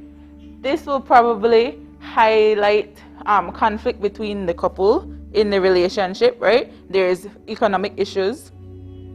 This might cause or lead to some kind of substance abuse. All of this will be happening in front of the children, right? Heightened irritability means that there is less, parents won't be able to control themselves to go behind closed doors to handle their conflict there. It might start happening in the kitchen, it might start happening in the living room. And then it becomes a thing where the kids are now a part or aware of the issue in a way that wasn't spoke to them, but like they just know it because their parents spoke about it. So my mommy and my daddy go through money problems, that's why then they fight, right? So that's how they conceptualize it. It's not that mommy came to me and said, hey guys, this is what it means to not have a job. And we can't do things like how we used to. And right now we have to adjust. And so I can't get you the laptop you need for school. And so it might be a bit more difficult. Now that's different, right? But then when parents are having their stressors, sometimes it's difficult for them to even think about what their child is feeling emotionally. It's more, how do I meet their basic needs, right?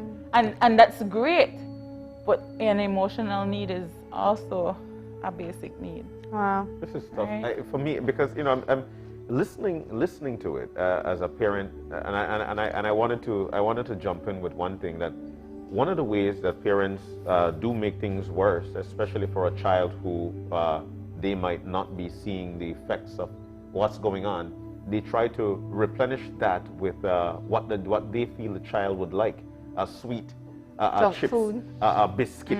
So they give them junk food because this child is probably acting out in a weird way that you're not used to as the parent. So what we try to do now is that we try to stone them with things we feel that they like, so that we could quell the situation, when in reality we're actually making it worse. How do we deal with that? Right? You are avoiding tackling the issue at hand, right? Are you okay? Are you okay, daughter? Are you okay, son? How are you feeling? Instead of that, we're saying, hey, we're all going through something rough here. This will help you handle it, right? It's like sometimes it's so difficult for people to just connect with the other person. And especially an adult to a child, with the generational gap, it's sometimes so hard for a parent to think about how do I acknowledge these things, because sometimes parents don't want to acknowledge it themselves. Yeah. How does a parent that is struggling with emotional intelligence tell their child, tell me how you're feeling? Yeah. Right?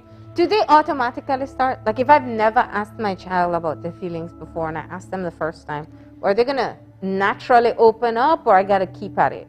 All right, so if in your family group, you have taught your kids, hey, we don't talk about things like that. You know, kids are seen and not heard. I don't need to hear what you need to say. My word is my word, and you do whatever I say. If you ask your child how they're feeling, they probably will feel like they'll get punished if they say how they're actually feeling. Okay. Or they will feel like, should I be honest about this, right? So it has to be something that's modeled as well. Okay. Right? So I can tell them I'm feeling sad today. Yes, you know, like, hey, you know, mommy had a frustrating day at work today. That means that sometimes I just feel like I want to come home and relax a little bit and not really talk to anyone. That happens to everyone. Have you ever had things like that? You know, and kids will express frustration in different ways. But your ability to have, like, open it up will allow them to say, okay, this is a normal thing, right? We could talk about these things, right? It's okay if I feel some way. So you have these questions here, and I don't want to miss the opportunity as we quickly run out of time. Questions parents can ask children. Okay, so this was specifically geared to if they have suicide signs. risks. Okay. Right? So with children, you can't outrightly, especially younger children, you can't outrightly say, have you ever thought about suicide? You know, one, the parent might not feel comfortable. Two, the child might not be sure exactly what it is, or they might be feel wrong for saying that, right? So you have to ask them in a language that they will understand. Have you been feeling sad a lot? And what does sad mean for you? I mean, have you been crying a lot? Have you been feeling sad about mommy and daddy's relationship, or about whatever? Like asking them, do you know what sadness is? That's part of them identifying emotions, right? How are ways that you have felt sad?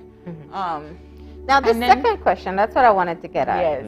I don't know any parent who's comfortable asking that. This is me, I'm just guessing, right? How do you ask a child, have you thought about hurting yourself? Right. All right, so you might not directly say exactly that. Yeah. Have you thought about hurting yourself? Okay. Right? But as a parent, you might be able to introduce a conversation by saying, you know, sometimes people go through really tough times in their lives and they get really down and sad. And this might cause them to do things to their bodies that they didn't necessarily want to do, but it helped them to make them feel better in the moment. So they would do this by making marks on their bodies, by punching the walls when they were angry, by hitting their heads on the walls, cutting themselves. Have you ever felt any of this? Like, have you ever been so angry that you felt like you just wanted to hit the wall, or you felt so sad that you wanted to get something and mark your skin? And they might say, no, mommy, no, I never felt it, right? But then it's also saying, even after that, it's okay if you ever feel like that. Sometimes I feel frustrated too, right? And before we reach that point, it's about learning how we can manage our emotions before it, right?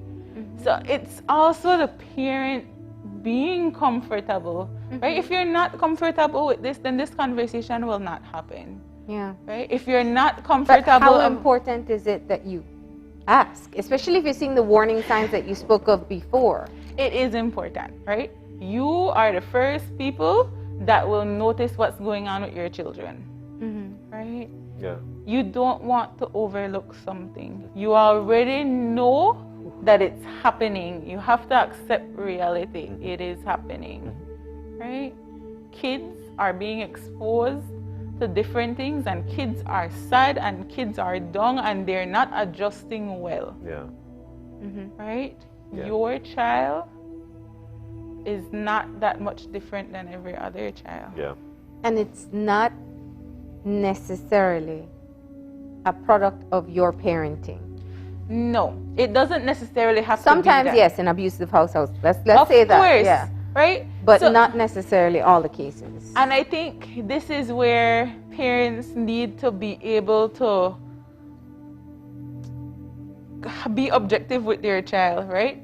Because it might be, a parent may feel like, if I ask my child this question, it might mean that I'm doing something wrong. I'm the bad parent. Yeah. I'm the one, right? And they may be defensive about that. You know, all I do is I love you. I provide everything for you. Everything you know, for how I you do could feel everything. this way, right? That's normally the response. That's normally the response. But you know, and I just want to chime in here. And I know that time is winding down. As a parent, I would like, because I totally get where you're coming from, but at the same time, it also put us, knowing the situation, somewhat in a backbencher, whereby you question your parental guidance or how you're doing it. But we must be cognizant that it's not only happening here at home in Belize. You know, I try to put myself in a position of saying, you know what, it's not like I'm doing bad. This is not only happening here at home. We're trying our best. We just need to try harder. Yes, this is a worldwide phenomenon. You know, there are people conducting studies on children's mental health in the pandemic right now because it's so prevalent, because it's happening, because more parents are worried and kids are expressing different behaviors. So Belize is no different, right? Yeah. And it's just because we don't talk about it as much that we don't know how to highlight it, you know? I mean, let's be honest. We're doing the best that we can in being able to keep people safe. Yeah. But the way our children are living are not the way they're meant to live. Based on what we know is best for their development. They should be interacting, they should be socializing, they should be playing. But the circumstances dictate what we have right now. Yep. Ashley, you told us that you have been seeing of recent more and more children coming to you for therapy, and it's, you know, in several ways. Parents who bring them, and formally through the system, they're being mandated to get family counseling. From what you're seeing, we've always talked about Belize being a place where the village helps to raise the child. How can people help? Whether you're extended family, whether you're neighbor or church or pastor or co-worker, how can people help? One, acknowledge that the child has their own emotions and feelings and that they can express that, right? Acknowledge that a child has their own mind. A child is not just seen and not heard. I mean, right? The first step is acknowledging the child. The second step is saying that you're going to do something about it. So parents, this can be things like finding other support for your kids. So you mentioned things like church. There are clubs, there are sports groups, there are things that can be done even in this pandemic. I've seen people do like small groups with kids and you know, neighborhoods just having little like book clubs and things like that. You know, there are resources that you can find to say, okay, my child is being isolated and I need to foster some connection somehow. My child isn't being stimulated the way that she needs to, so I'll figure that out. My child doesn't feel like she's getting the attention at home, I need to change, right? Wow. All right. Well, Ashley, very eye-opening. I really and truly appreciate it from a parental standpoint. And of course, from all of us, from here, us here at Open Your Eyes, this was very eye-opening. We know that it was felt. It's a tough conversation. It is a tough conversation, right? And we don't want to think of our children suffering, but if we know that they are, then we can try to take steps to remedy it or help to make it a bit easier for them. All right. Yeah. before, I just wanted to let people be aware, because I don't think people are aware. The Community Counseling Center under the Ministry of Human Development provides free counseling. It's free to the entire community, you know. Is it still on Freetown? No, it's at the hub that is by Chatham Boulevard. Okay. Right? Chatham Boulevard, yeah. So they're in Belize City, Belmopan, and St. Ignacio. Okay. Right? So parents can access that services. And I also offer services in Belmopan and Belize City. Yeah. So you do private and you also do some at the community center. All right. Well, Ashley, we appreciate you coming in to have this conversation. It was a tough one. I have to tell you, it makes me a bit emotional, some of the things you talk about, but it is for parents who are worried about their children. Yeah. I hope that this helps to make them see and understand more. All right, Ashley, thank you so very much. We're about to take a break, and when we come back, women over 40 years old, I tell you what, Karen Rosita is going to be in with us. She'll be showing you some workout routine, things you could do right there at home or wherever you are to make sure that you stay fit. Stay with us. We'll be back.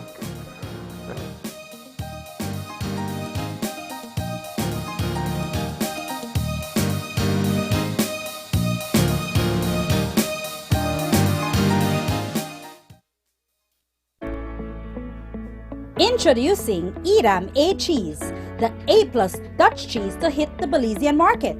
As the name says, it is of A-class quality, the best Dutch cheese in Belize.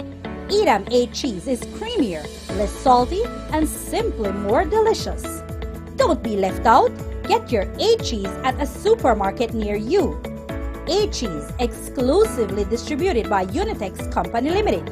Call us at 610-3626 or 610-8910. Follow us on Facebook at Unitex Belize.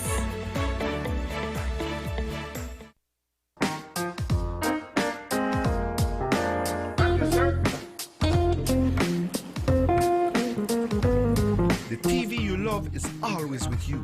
From live TV, sports, and on-demand titles. Choose your plan today. Plans start as low as $15 per month. My TV. Entertainment anytime, anywhere.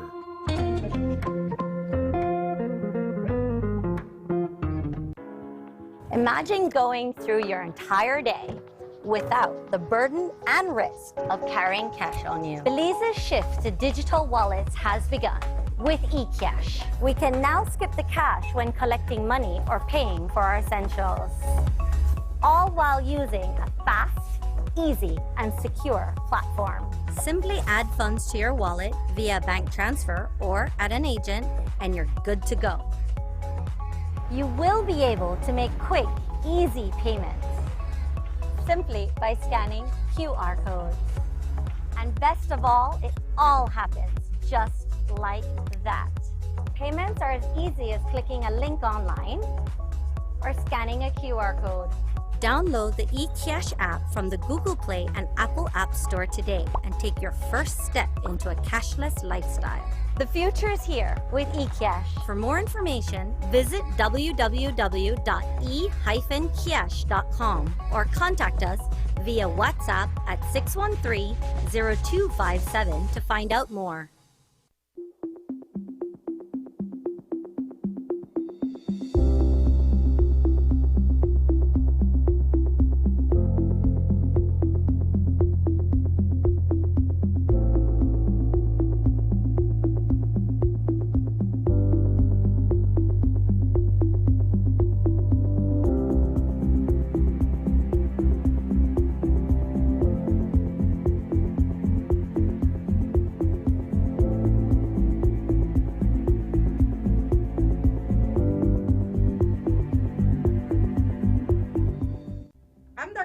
And I got vaccinated to protect myself, my family, my patients, and my community.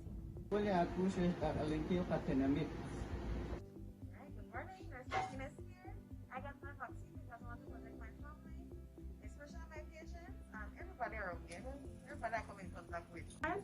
Mi nombre es Miss Chinchilla. Me vacuné porque quiero proteger mis familias y mis pacientes. I'm Dr. Nunes, internist at Solar Regional Hospital, and I got vaccinated to protect myself, my staff, and my patients. Soy el doctor Eduardo García, he trabajado 22 años en Belice y yo me puse la vacuna del COVID por la sencilla razón de protegerme a mí mismo, proteger a mi familia y proteger al país de Belice, porque es importante pensar en Belice.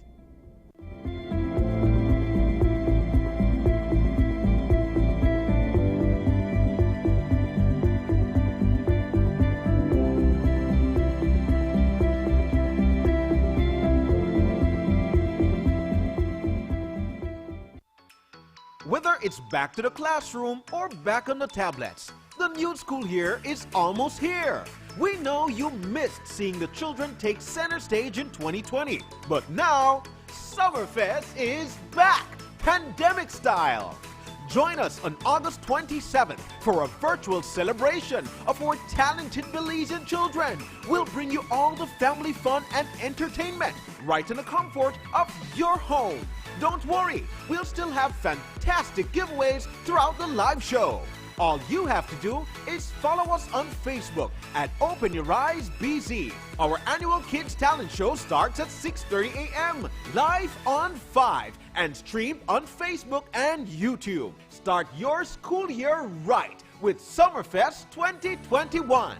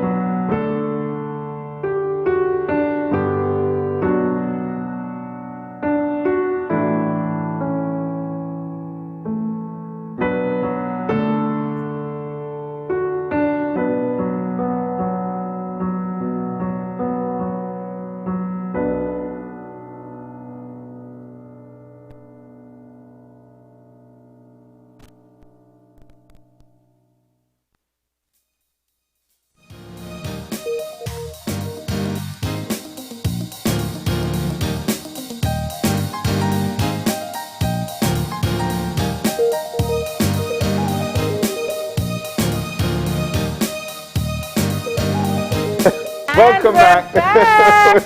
We're back. It's our third segment, and like we mentioned, it is a fun segment we've got lined up for you. Karen Rosita is in with us, and you know when it comes to Karen, it is with a lot of energy as she teaches us exactly what to do. But for today, it's actually for workout routine for women over 40 years old. Karen? Women and men. Women and men. Well, see this thing, say woman.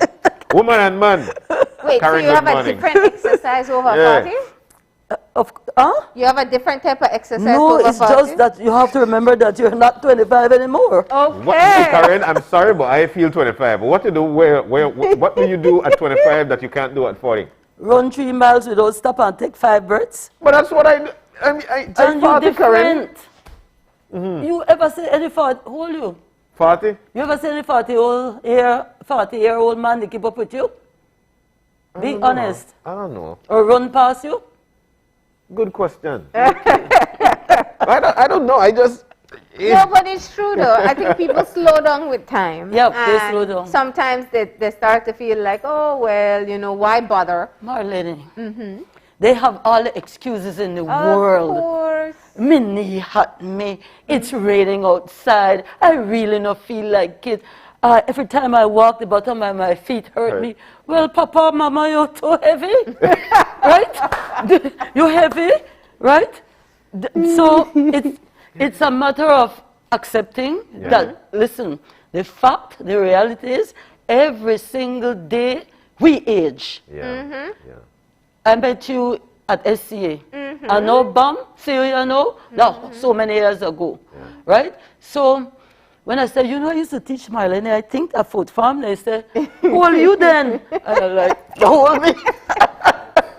So anyhow, Today, I'm glad to be here. Yeah. Yes. Both my mom and my people from Canada and the States to watch. Can't tell everybody. Good morning. I put it on Facebook. Yes. And I put your picture up, okay? And you make me real nervous with the gadgets that you bring. Yes. I have to tell you.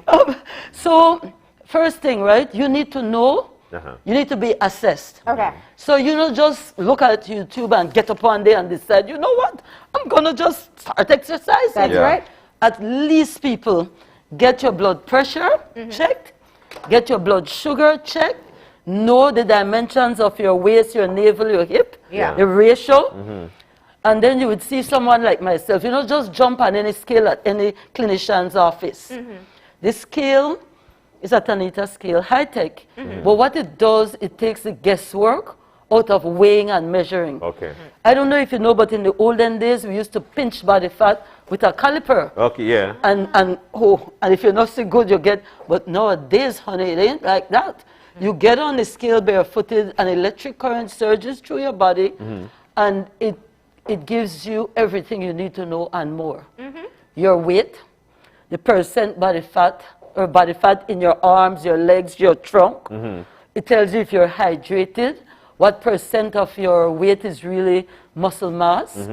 So we are technologically way ahead of just a bathroom scale. Of course. So, because that number on the back, I always tell people you could be skinny fat. Yes, yes, and that is the problem, because you think that, you know, you're nice and thin, or I wear a size 4 or whatever, and then when you jump on the scale, lo and behold, in the trunk area, the fat is too high. So it's a risk. Around your organs. Yep, and in between, and everywhere.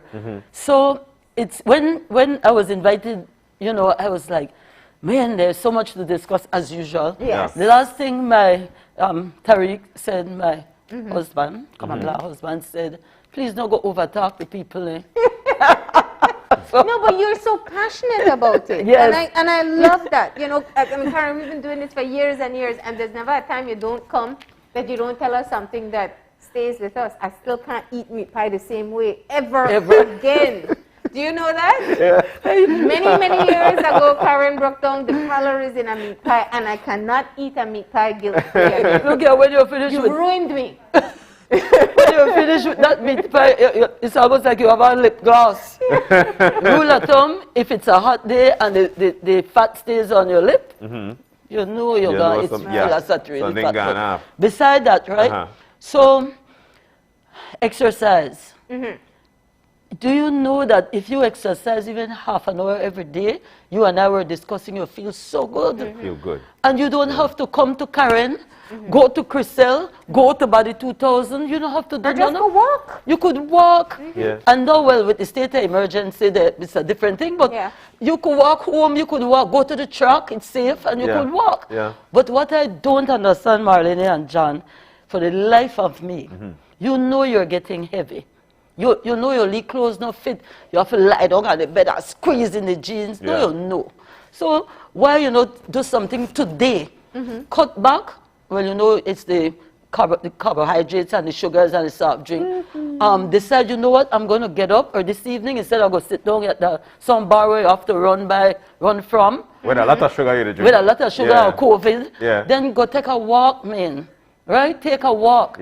So I don't understand, like, I see some people and they be like, oh, Miss Karen, because I've been back in Belize 20 years. You saw me 20 years ago and I did lose my 25 pounds or whatever, and look at me. I'm like, I don't know you. Like, what you expect me for to counsel you? And you're boasting? Because losing it is a challenge. Keeping it off is the hardest thing. And as you get older, say, let's talk about over 40. You have to know that your metabolic rate slows down. The scale measures your metabolic rate. And I would know if, you need to do something, right? It slows down. 2, life speeds up. So you have kids in school, you have to cook, especially with COVID, you have to. So the only thing you could do for yourself is to eat right and exercise all the time. That's it. Because the heart is a muscle. It's a big old muscle. And the more you exercise, the slower it beats. So it's giving you longevity. You live longer. That's true, you know. And you know, I've always said, because I'm always fascinated, and I think I've asked you before. Sometimes it's because you have the kids and you think, okay, I should be with the kids instead of go exercise, but you can take them along. Yes. And you teach them that a healthy living is, I bet if I go back, one of your parents loved exercise, or somebody in your family was an avid athlete or loved exercise. To this day, my dad, my mom, and they're both in their 80s, and no lot of diabetes, and they're slim for age. So we didn't grow up because it was four of us, like overdoing anything. But your daughter now does the same. Yes, she so does it's like the same once thing. you model, the next generation is a bit healthier too. And my son also makes healthy jai. That's right. He also does that. Amazing so, fruit bowls. And I was shocked. I was like, what? But, you know, because he's into the, you could say, the technical field, computers and cameras and all that, I was like, it's like, Mom, you know, it sells. So I'm glad for that, but I would want more Belizeans to realize that your doctors, or your doctor can't make you well. 1. 2, the best medicine is good food. You don't want to be sick and have to, you work all your life, and as you get your leave pension, triple bypass, this, that, right? And if you eat right, you will enjoy your life, because the eventuality is that we'll die. We'll all die, but how you did and how long it take. And I know Dr. Quera always says, he says, everybody thinks, oh, something will kill me anyway. He said, but how many people you know actually die in their sleep? Most people suffer. They lose leg from diabetes, they lose eyesight, they get a stroke, they lose family. Because let me tell you, you could have the best husband or wife and you get sick, and let me tell you, everybody gone, or they scorn you, or they treat you differently. So I'm saying to not be selfish, just simply take care of yourself. You know, as we age, the knees start acting up, especially if we're too heavy. Because it's like your body is the vat, and then you had this good base, but now the base is gone, but you have 2 little lines stick left. Oh, you won't ever be a vat on 2 lines stick. Because the line stick will start buckle, right? And then eventually you'll be like, oh, I can't. I see some people that I used to know, they can barely walk. And they're not old. Old, by the way, for me, is about late 80s. It's defined as, you know, well, really know your organs are getting there. But otherwise, I don't know what's wrong with Belizeans. COVID, they're wrong, you know. The better, the more you exercise and the better you eat, the less chances it has to punch you down. Alarming.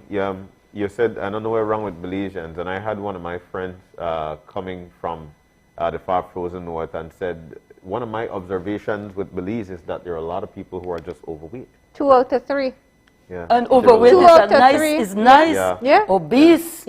Well, we have 2 out of 3 Belizeans, based on the last statistics, who are either overweight or obese. That's what we have. And you know, obese, we don't say anymore you are obese or I am obese. You have obesity. So it's a disease. You have obesity. It's one of the metabolic, it's the cluster that is considered metabolic disorder. Your pressure high, your sugar high, your waist bigger than your hip, right? We talk about skinny fat. When I drop that tape measure around your waist, which is the indentation, or even around the navel, and it's bigger than the hip, you don't need trouble. The risk factor for these diseases, like I could literally walk around and say, ooh, trouble, Worse if then they drink Coke. John, my mouth like miss, like this man was coming up, a certain person will bring up a Coke. I plain tell her, I hope that's enough for you. And she said, no, that's for somebody upstairs, but we don't know. All I'm saying is that you know, and I know people feel like losing weight is hard, you know, and my weight has fluctuated over the years. But it always had. You look good. Yeah, I always know it. You know, you eat right, you exercise, you're fine. But the issue is often for people to start, one, when they're already heavy, because it feels like a losing battle.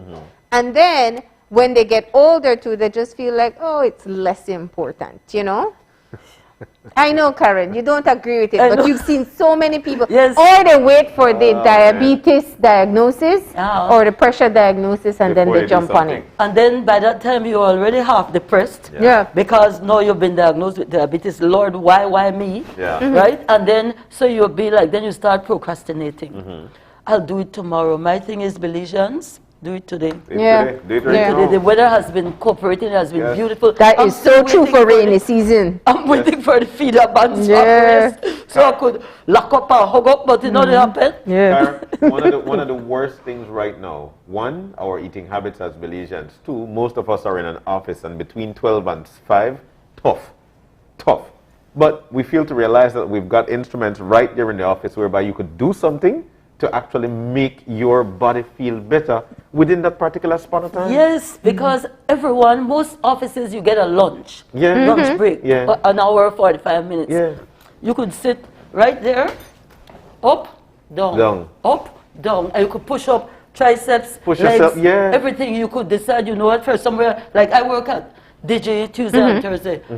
I see people come, you know, they change their clothes and they go to the truck because our gym is not open. They go to the truck, they take their walk, they come back, take their shower and back to work. But those are the people, and that's because they only have 40 minutes, but it's 40 minutes more than you. Even if you do half an hour. Exactly. And I am so proud of them because sometimes, guys, the sun is so hot. Even me, they're like, not today. But what I'm saying is that you have to motivate yourself. That's true. And now YouTube. You're on YouTube for every single thing. So why not pop a 15-minute YouTube video and watch it? Listen, something. if you set a timer and say to yourself, okay, watch how long I just scroll through social media, that's enough time to work out. Yep. That's true. That's true. Yep. So that's true. I want to, especially if you're already there, remember at 25, your metabolic rate starts dropping. At 35, don't tell at me. 45. So and that's why I always tell younger people, lose the weight now. Lose it now. Because it's just harder work as you get older. Yeah. Lose it. And when we say losing weight, lose the fat. Losing body fat. Yeah. And body fat is measurable. So I want to know who will come on the scale. Shanice, we got the producer. She's going to put but you know I have to put her on the spot, right? Yeah. Because the scale will tell you, the good thing with the scale tells you fat to lose. Okay. Right? So it's fat. No lose your mind. Right. Don't let those numbers on that bathroom scale be your defining factor. Exactly. Because if I weigh 160 and it's all muscle, I'm happy. Exactly. But I'll probably never be that. What people don't understand, you jump on the scale, you just drank a liter of water, let's say, and you jump on the scale, you know the liter will be right there. So no worry about that, worry about your clothes fitting you if you don't have an opportunity to do this. But first I was saying, like, I was feeling like a little bit down, man, what with Belizeans and so, but now it's like I'm at BFLA on Wednesday mornings at Mahogany Street for members. I'm also at BFLA headquarters for private patients. So our clients, they can be referred. Remember, you're my client, you're the doctor's patient. You don't, when the doctor, like a doctor like Dr. Quera will tell you, listen, I know they give you medication for cholesterol. Let's say a nutritionist. He gives you a break, right? Even they'll and then they'll tell you, but otherwise most doctors will say, see the medication, because they know you won't be compliant. You're not going to exercise, you won't eat any better, you won't do your vegan diet because, darling, when you come to me with high cholesterol, it's straight vegan. Right? Ready? All right. Okay. Let's check this out. Come up. It needs to me a lot. She must have gotten the memo. Okay, first thing, right? It's marked at 0. So clothes, we minus 1 pound for clothes. Because you know phone or nothing, right? No big bling. Yeah, headset. And that phone at 20 pounds. And then, so she's either a standard female or an athletic female. An athletic female is someone who exercises all the time, right? So how old are you, Miss Shan? You want to punch it in? Tell people your age. How tall are you? 5'5". So we have to get the height correct, right? So then the scale is asking me, the provider, to set a goal for her. Okay. So I don't want to stress out poor Sunny. Shan, because there is a there is a max. You must have, for her age, at least 33% of body fat to be in the realm of health. Okay. You could stand up on the edge, on the least circle, but you're still there, right? That this So tell I me set her age at already. 33. So I would tell her, listen, you have to at least reach 33%. Then we could talk about muscle and the lead bikini picture where they show me, right? Yeah. All right, so you step up. And then these are the conductors. Oh, you got so a you whole hold What lot it in. does, it passes a current through your body, no worry, you don't feel nothing. and it tells you,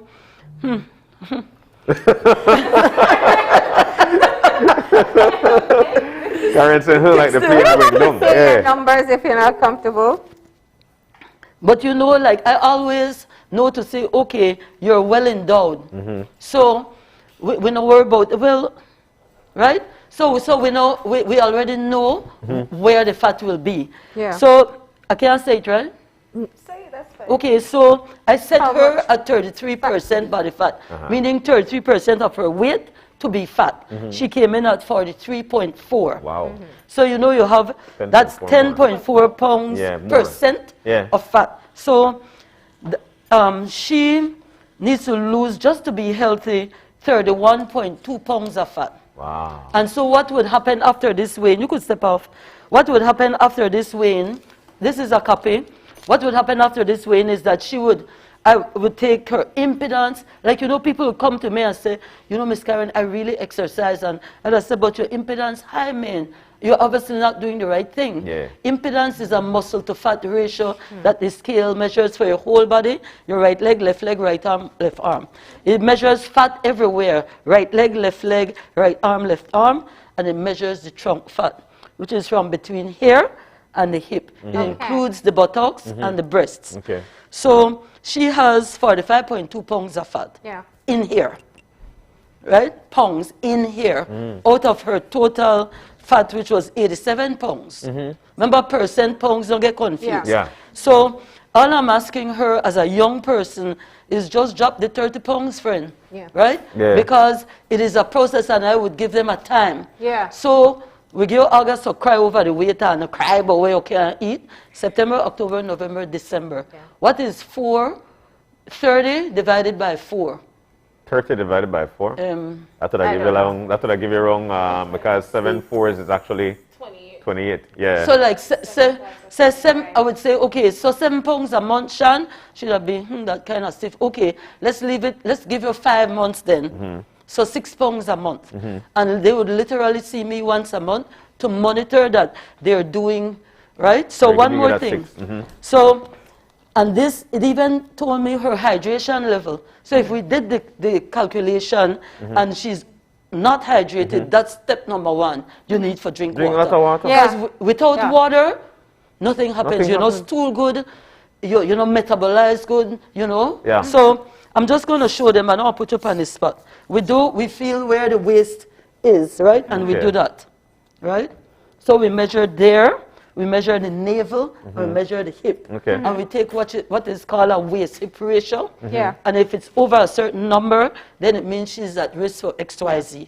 Wow. And then what would happen, based on her metabolic rate, which is 6,862 kilojoules, she's supposed to take 1,640 calories a day. But we want her to lose fat. So she'll get calories. Yeah, she'll get probably 1,400. Okay. So every time you eat per day, you're losing 200 calories. And when you walk, you're losing 500, 400, Yeah. whatever. Yeah. Because everything counts calories now. Yeah. So then she would be writing down what she eats, even on mint sweet carrot at 50 calories, right? What? Yes. Well, you have- When you suck mint sweet, go clean on the teeth. Mint sweet with lot of sugar, right? No, right? So she would then, we would go over what you like, what you don't like, and let's start. And it's not expensive. What is expensive is if you have to get diabetes medication. Right? It's true. So, It's true. yeah, so she would be, I would be checking in on her or calling her, what happened? You jump off of the wagon, because I'm quite frank and I know beat words. you know, Miss Karen, I don't have money, girl, try come, I could pay later. Yeah. Right? Something, no, not everybody could come and pay later, but you know what I mean. Yeah. So it's all about accountability, Yeah. and I will be there. So, and this is what it looks like. And this usually goes on an explanation sheet, and you have something to look at. One for me and one for you. All right. So, and then, so just, I know we're against time, right? Yes. So, I'm teaching aerobics, and you say, Miss Karen, I'm too old for anything. I can't do jumping jacks, or I can't go on the floor because I get dizzy. So you could say you have standing abs, right? And right now I have on jeans, so it's not the most comfortable thing, but I could still, right? So these abs, right? Jumping jacks, you can't do this, right? So as far and as fast and top as you want, or push. And you work every inch of your body. That's it. And you don't need to jump. And you could do this right in the office? Yes, because imagine, what I usually do, I'd give you a guide sheet to say every day I want you to do so many leg lifts, so many, because crunches are crunches. Then they know you could do 1,000,000 crunches a day and you won't get that defined abs. Yeah. Abs are made in the kitchen. That's right. Right? That's so, right. So you have to lose all the eventually, fat off of it. It won't just miraculously appear. It's so, to me, it's basic. Yeah. Less calories in, more calories out doing exercise. Yeah. And your balance, and I could literally tell you, like if I should see her in 2 weeks, I could literally tell her what she has been doing based on the comparison of the papers. So. All right. So like you said, you are at BFLA. BFLA is for BFLA members. Okay. And that is the $2 thing, right? All right. The $2 thing that you pay if you're an NHI member. Yes. So that is that. You have to be a member of the Mahogany Street Clinic. But I am privately at BFLA headquarters, which is right here on Mercy Lane. Right around here. And we have reduced our charges so that they make money, I make money, and everybody's happy. Yeah. So somebody can come in just for this assessment to get them started? Yes, they don't, because there's something called a consultation, which involves giving a diet therapy, which looks like that. That, by the way, is a semi-vegan, right? And there's also some, you like your meat, okay then, so make we deal with that. Yeah. There are certain things that I just not give you in a diet, and it's like shrimp and things like that. You wouldn't give shrimp? No, because it's very high in cholesterol. That's true. That's true. So, you know, but that's a 2-week diet, Marlene, and you can mix and match because it's balanced. Karen, a lot of people suck their teeth, Karen, no pigtail not in there. No pigtail not in there, boy. Oh my God. Eat pigtail on your birthday. Once a year. Listen, you have to give something to get something, and it's giving up the things like, let's say you are a Coke, you like Coke, you're an addict, no, right? Then I'm not telling you to drink your Coke, but maybe drink a half glass with a whole full glass of ice. Yeah. And sip it. And then put up the bottle of Coke. You still get a flavor. Do something. I not just let you stop cold turkey. But I've been at it, and there are some people that literally, small percent, stick to it and still look good after 20 years. Yeah. You know? Yeah. All right. So. Well, Ms. Carr, we're so thankful to have you in. We're totally out of time. Shanice know what if you don't know. And we know exactly where to get to you. All right? So thank you so very much for coming in with us this morning. Yeah, you tell him, my God, you've made it. We're going to take our final break. When we come back, we'll be wrapping things up. Stay with us. We'll be back.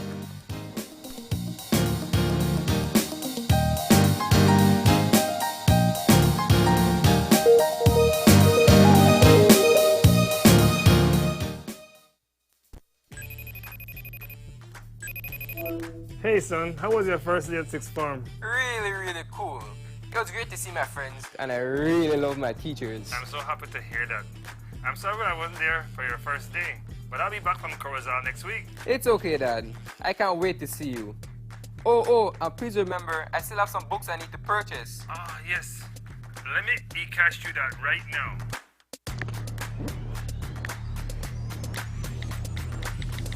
Money has been sent. I add a little extra cash just for you. Whoa, Dad. Thanks. Got it. You're welcome, sir. Download the eCash app today and take your first step into a cashless lifestyle. For more information, visit www.e-cash.com or contact us via WhatsApp at 613-0257.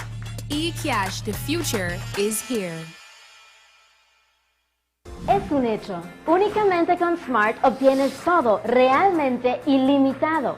Solo con Smart obtienes datos ilimitados en cualquier momento. Mientras que con el otro proveedor solo son datos dobles los fines de semana. Con datos ilimitados todos los días no hay necesidad de esperar, así que es un hecho que nuestros planes ilimitados superan a la competencia. Por lo tanto, no permita que le digan cómo y cuándo usar sus datos y obtenga llamadas, mensajes de texto y datos ilimitados. Vive la verdadera experiencia de planes ilimitados con Smart. Es un hecho. Haga el cambio y viva Smart. As one of the largest cable and internet providers in Belize, CBC strives to provide our customers with the highest standards of quality, value, and service in all aspects of cable TV and internet. Monitoring our systems closely, our technicians combine creative planning and state-of-the-art technology with years of experience and training to develop and provide the most reliable and advanced cable and internet service to exceed your expectations.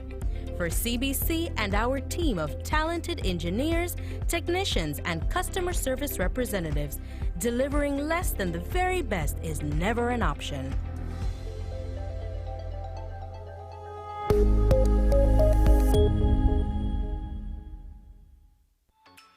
Whether it's back to the classroom or back on the tablets, the new school year is almost here. We know you missed seeing the children take center stage in 2020, but now Summerfest is back, pandemic style. Join us on August 27th for a virtual celebration of our talented Belizean children. We'll bring you all the family fun and entertainment right in the comfort of your home. Don't worry, we'll still have fantastic giveaways throughout the live show. All you have to do is follow us on Facebook at Open Your Eyes BZ. Our annual Kids Talent Show starts at 6:30 a.m. live on 5 and streamed on Facebook and YouTube. Start your school year right with Summerfest 2021.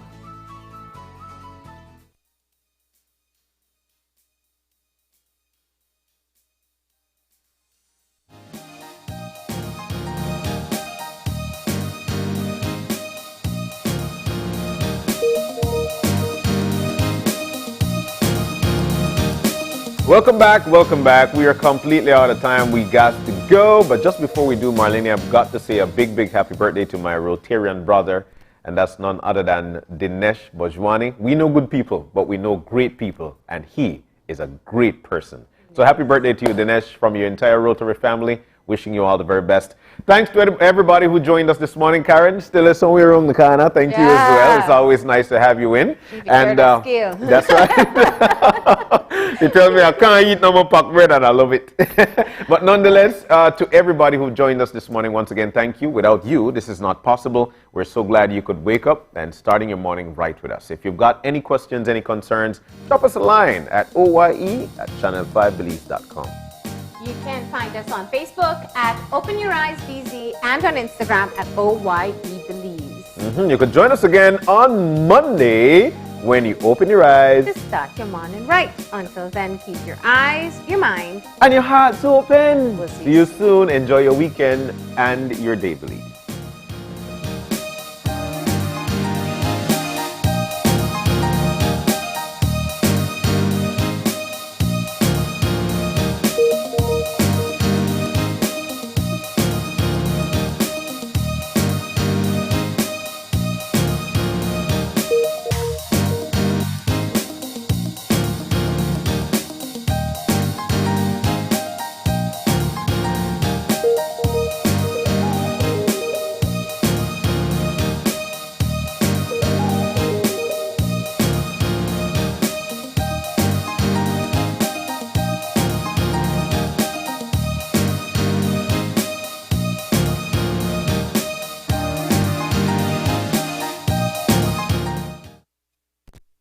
Open Your Eyes was brought to you by the Belize Bank.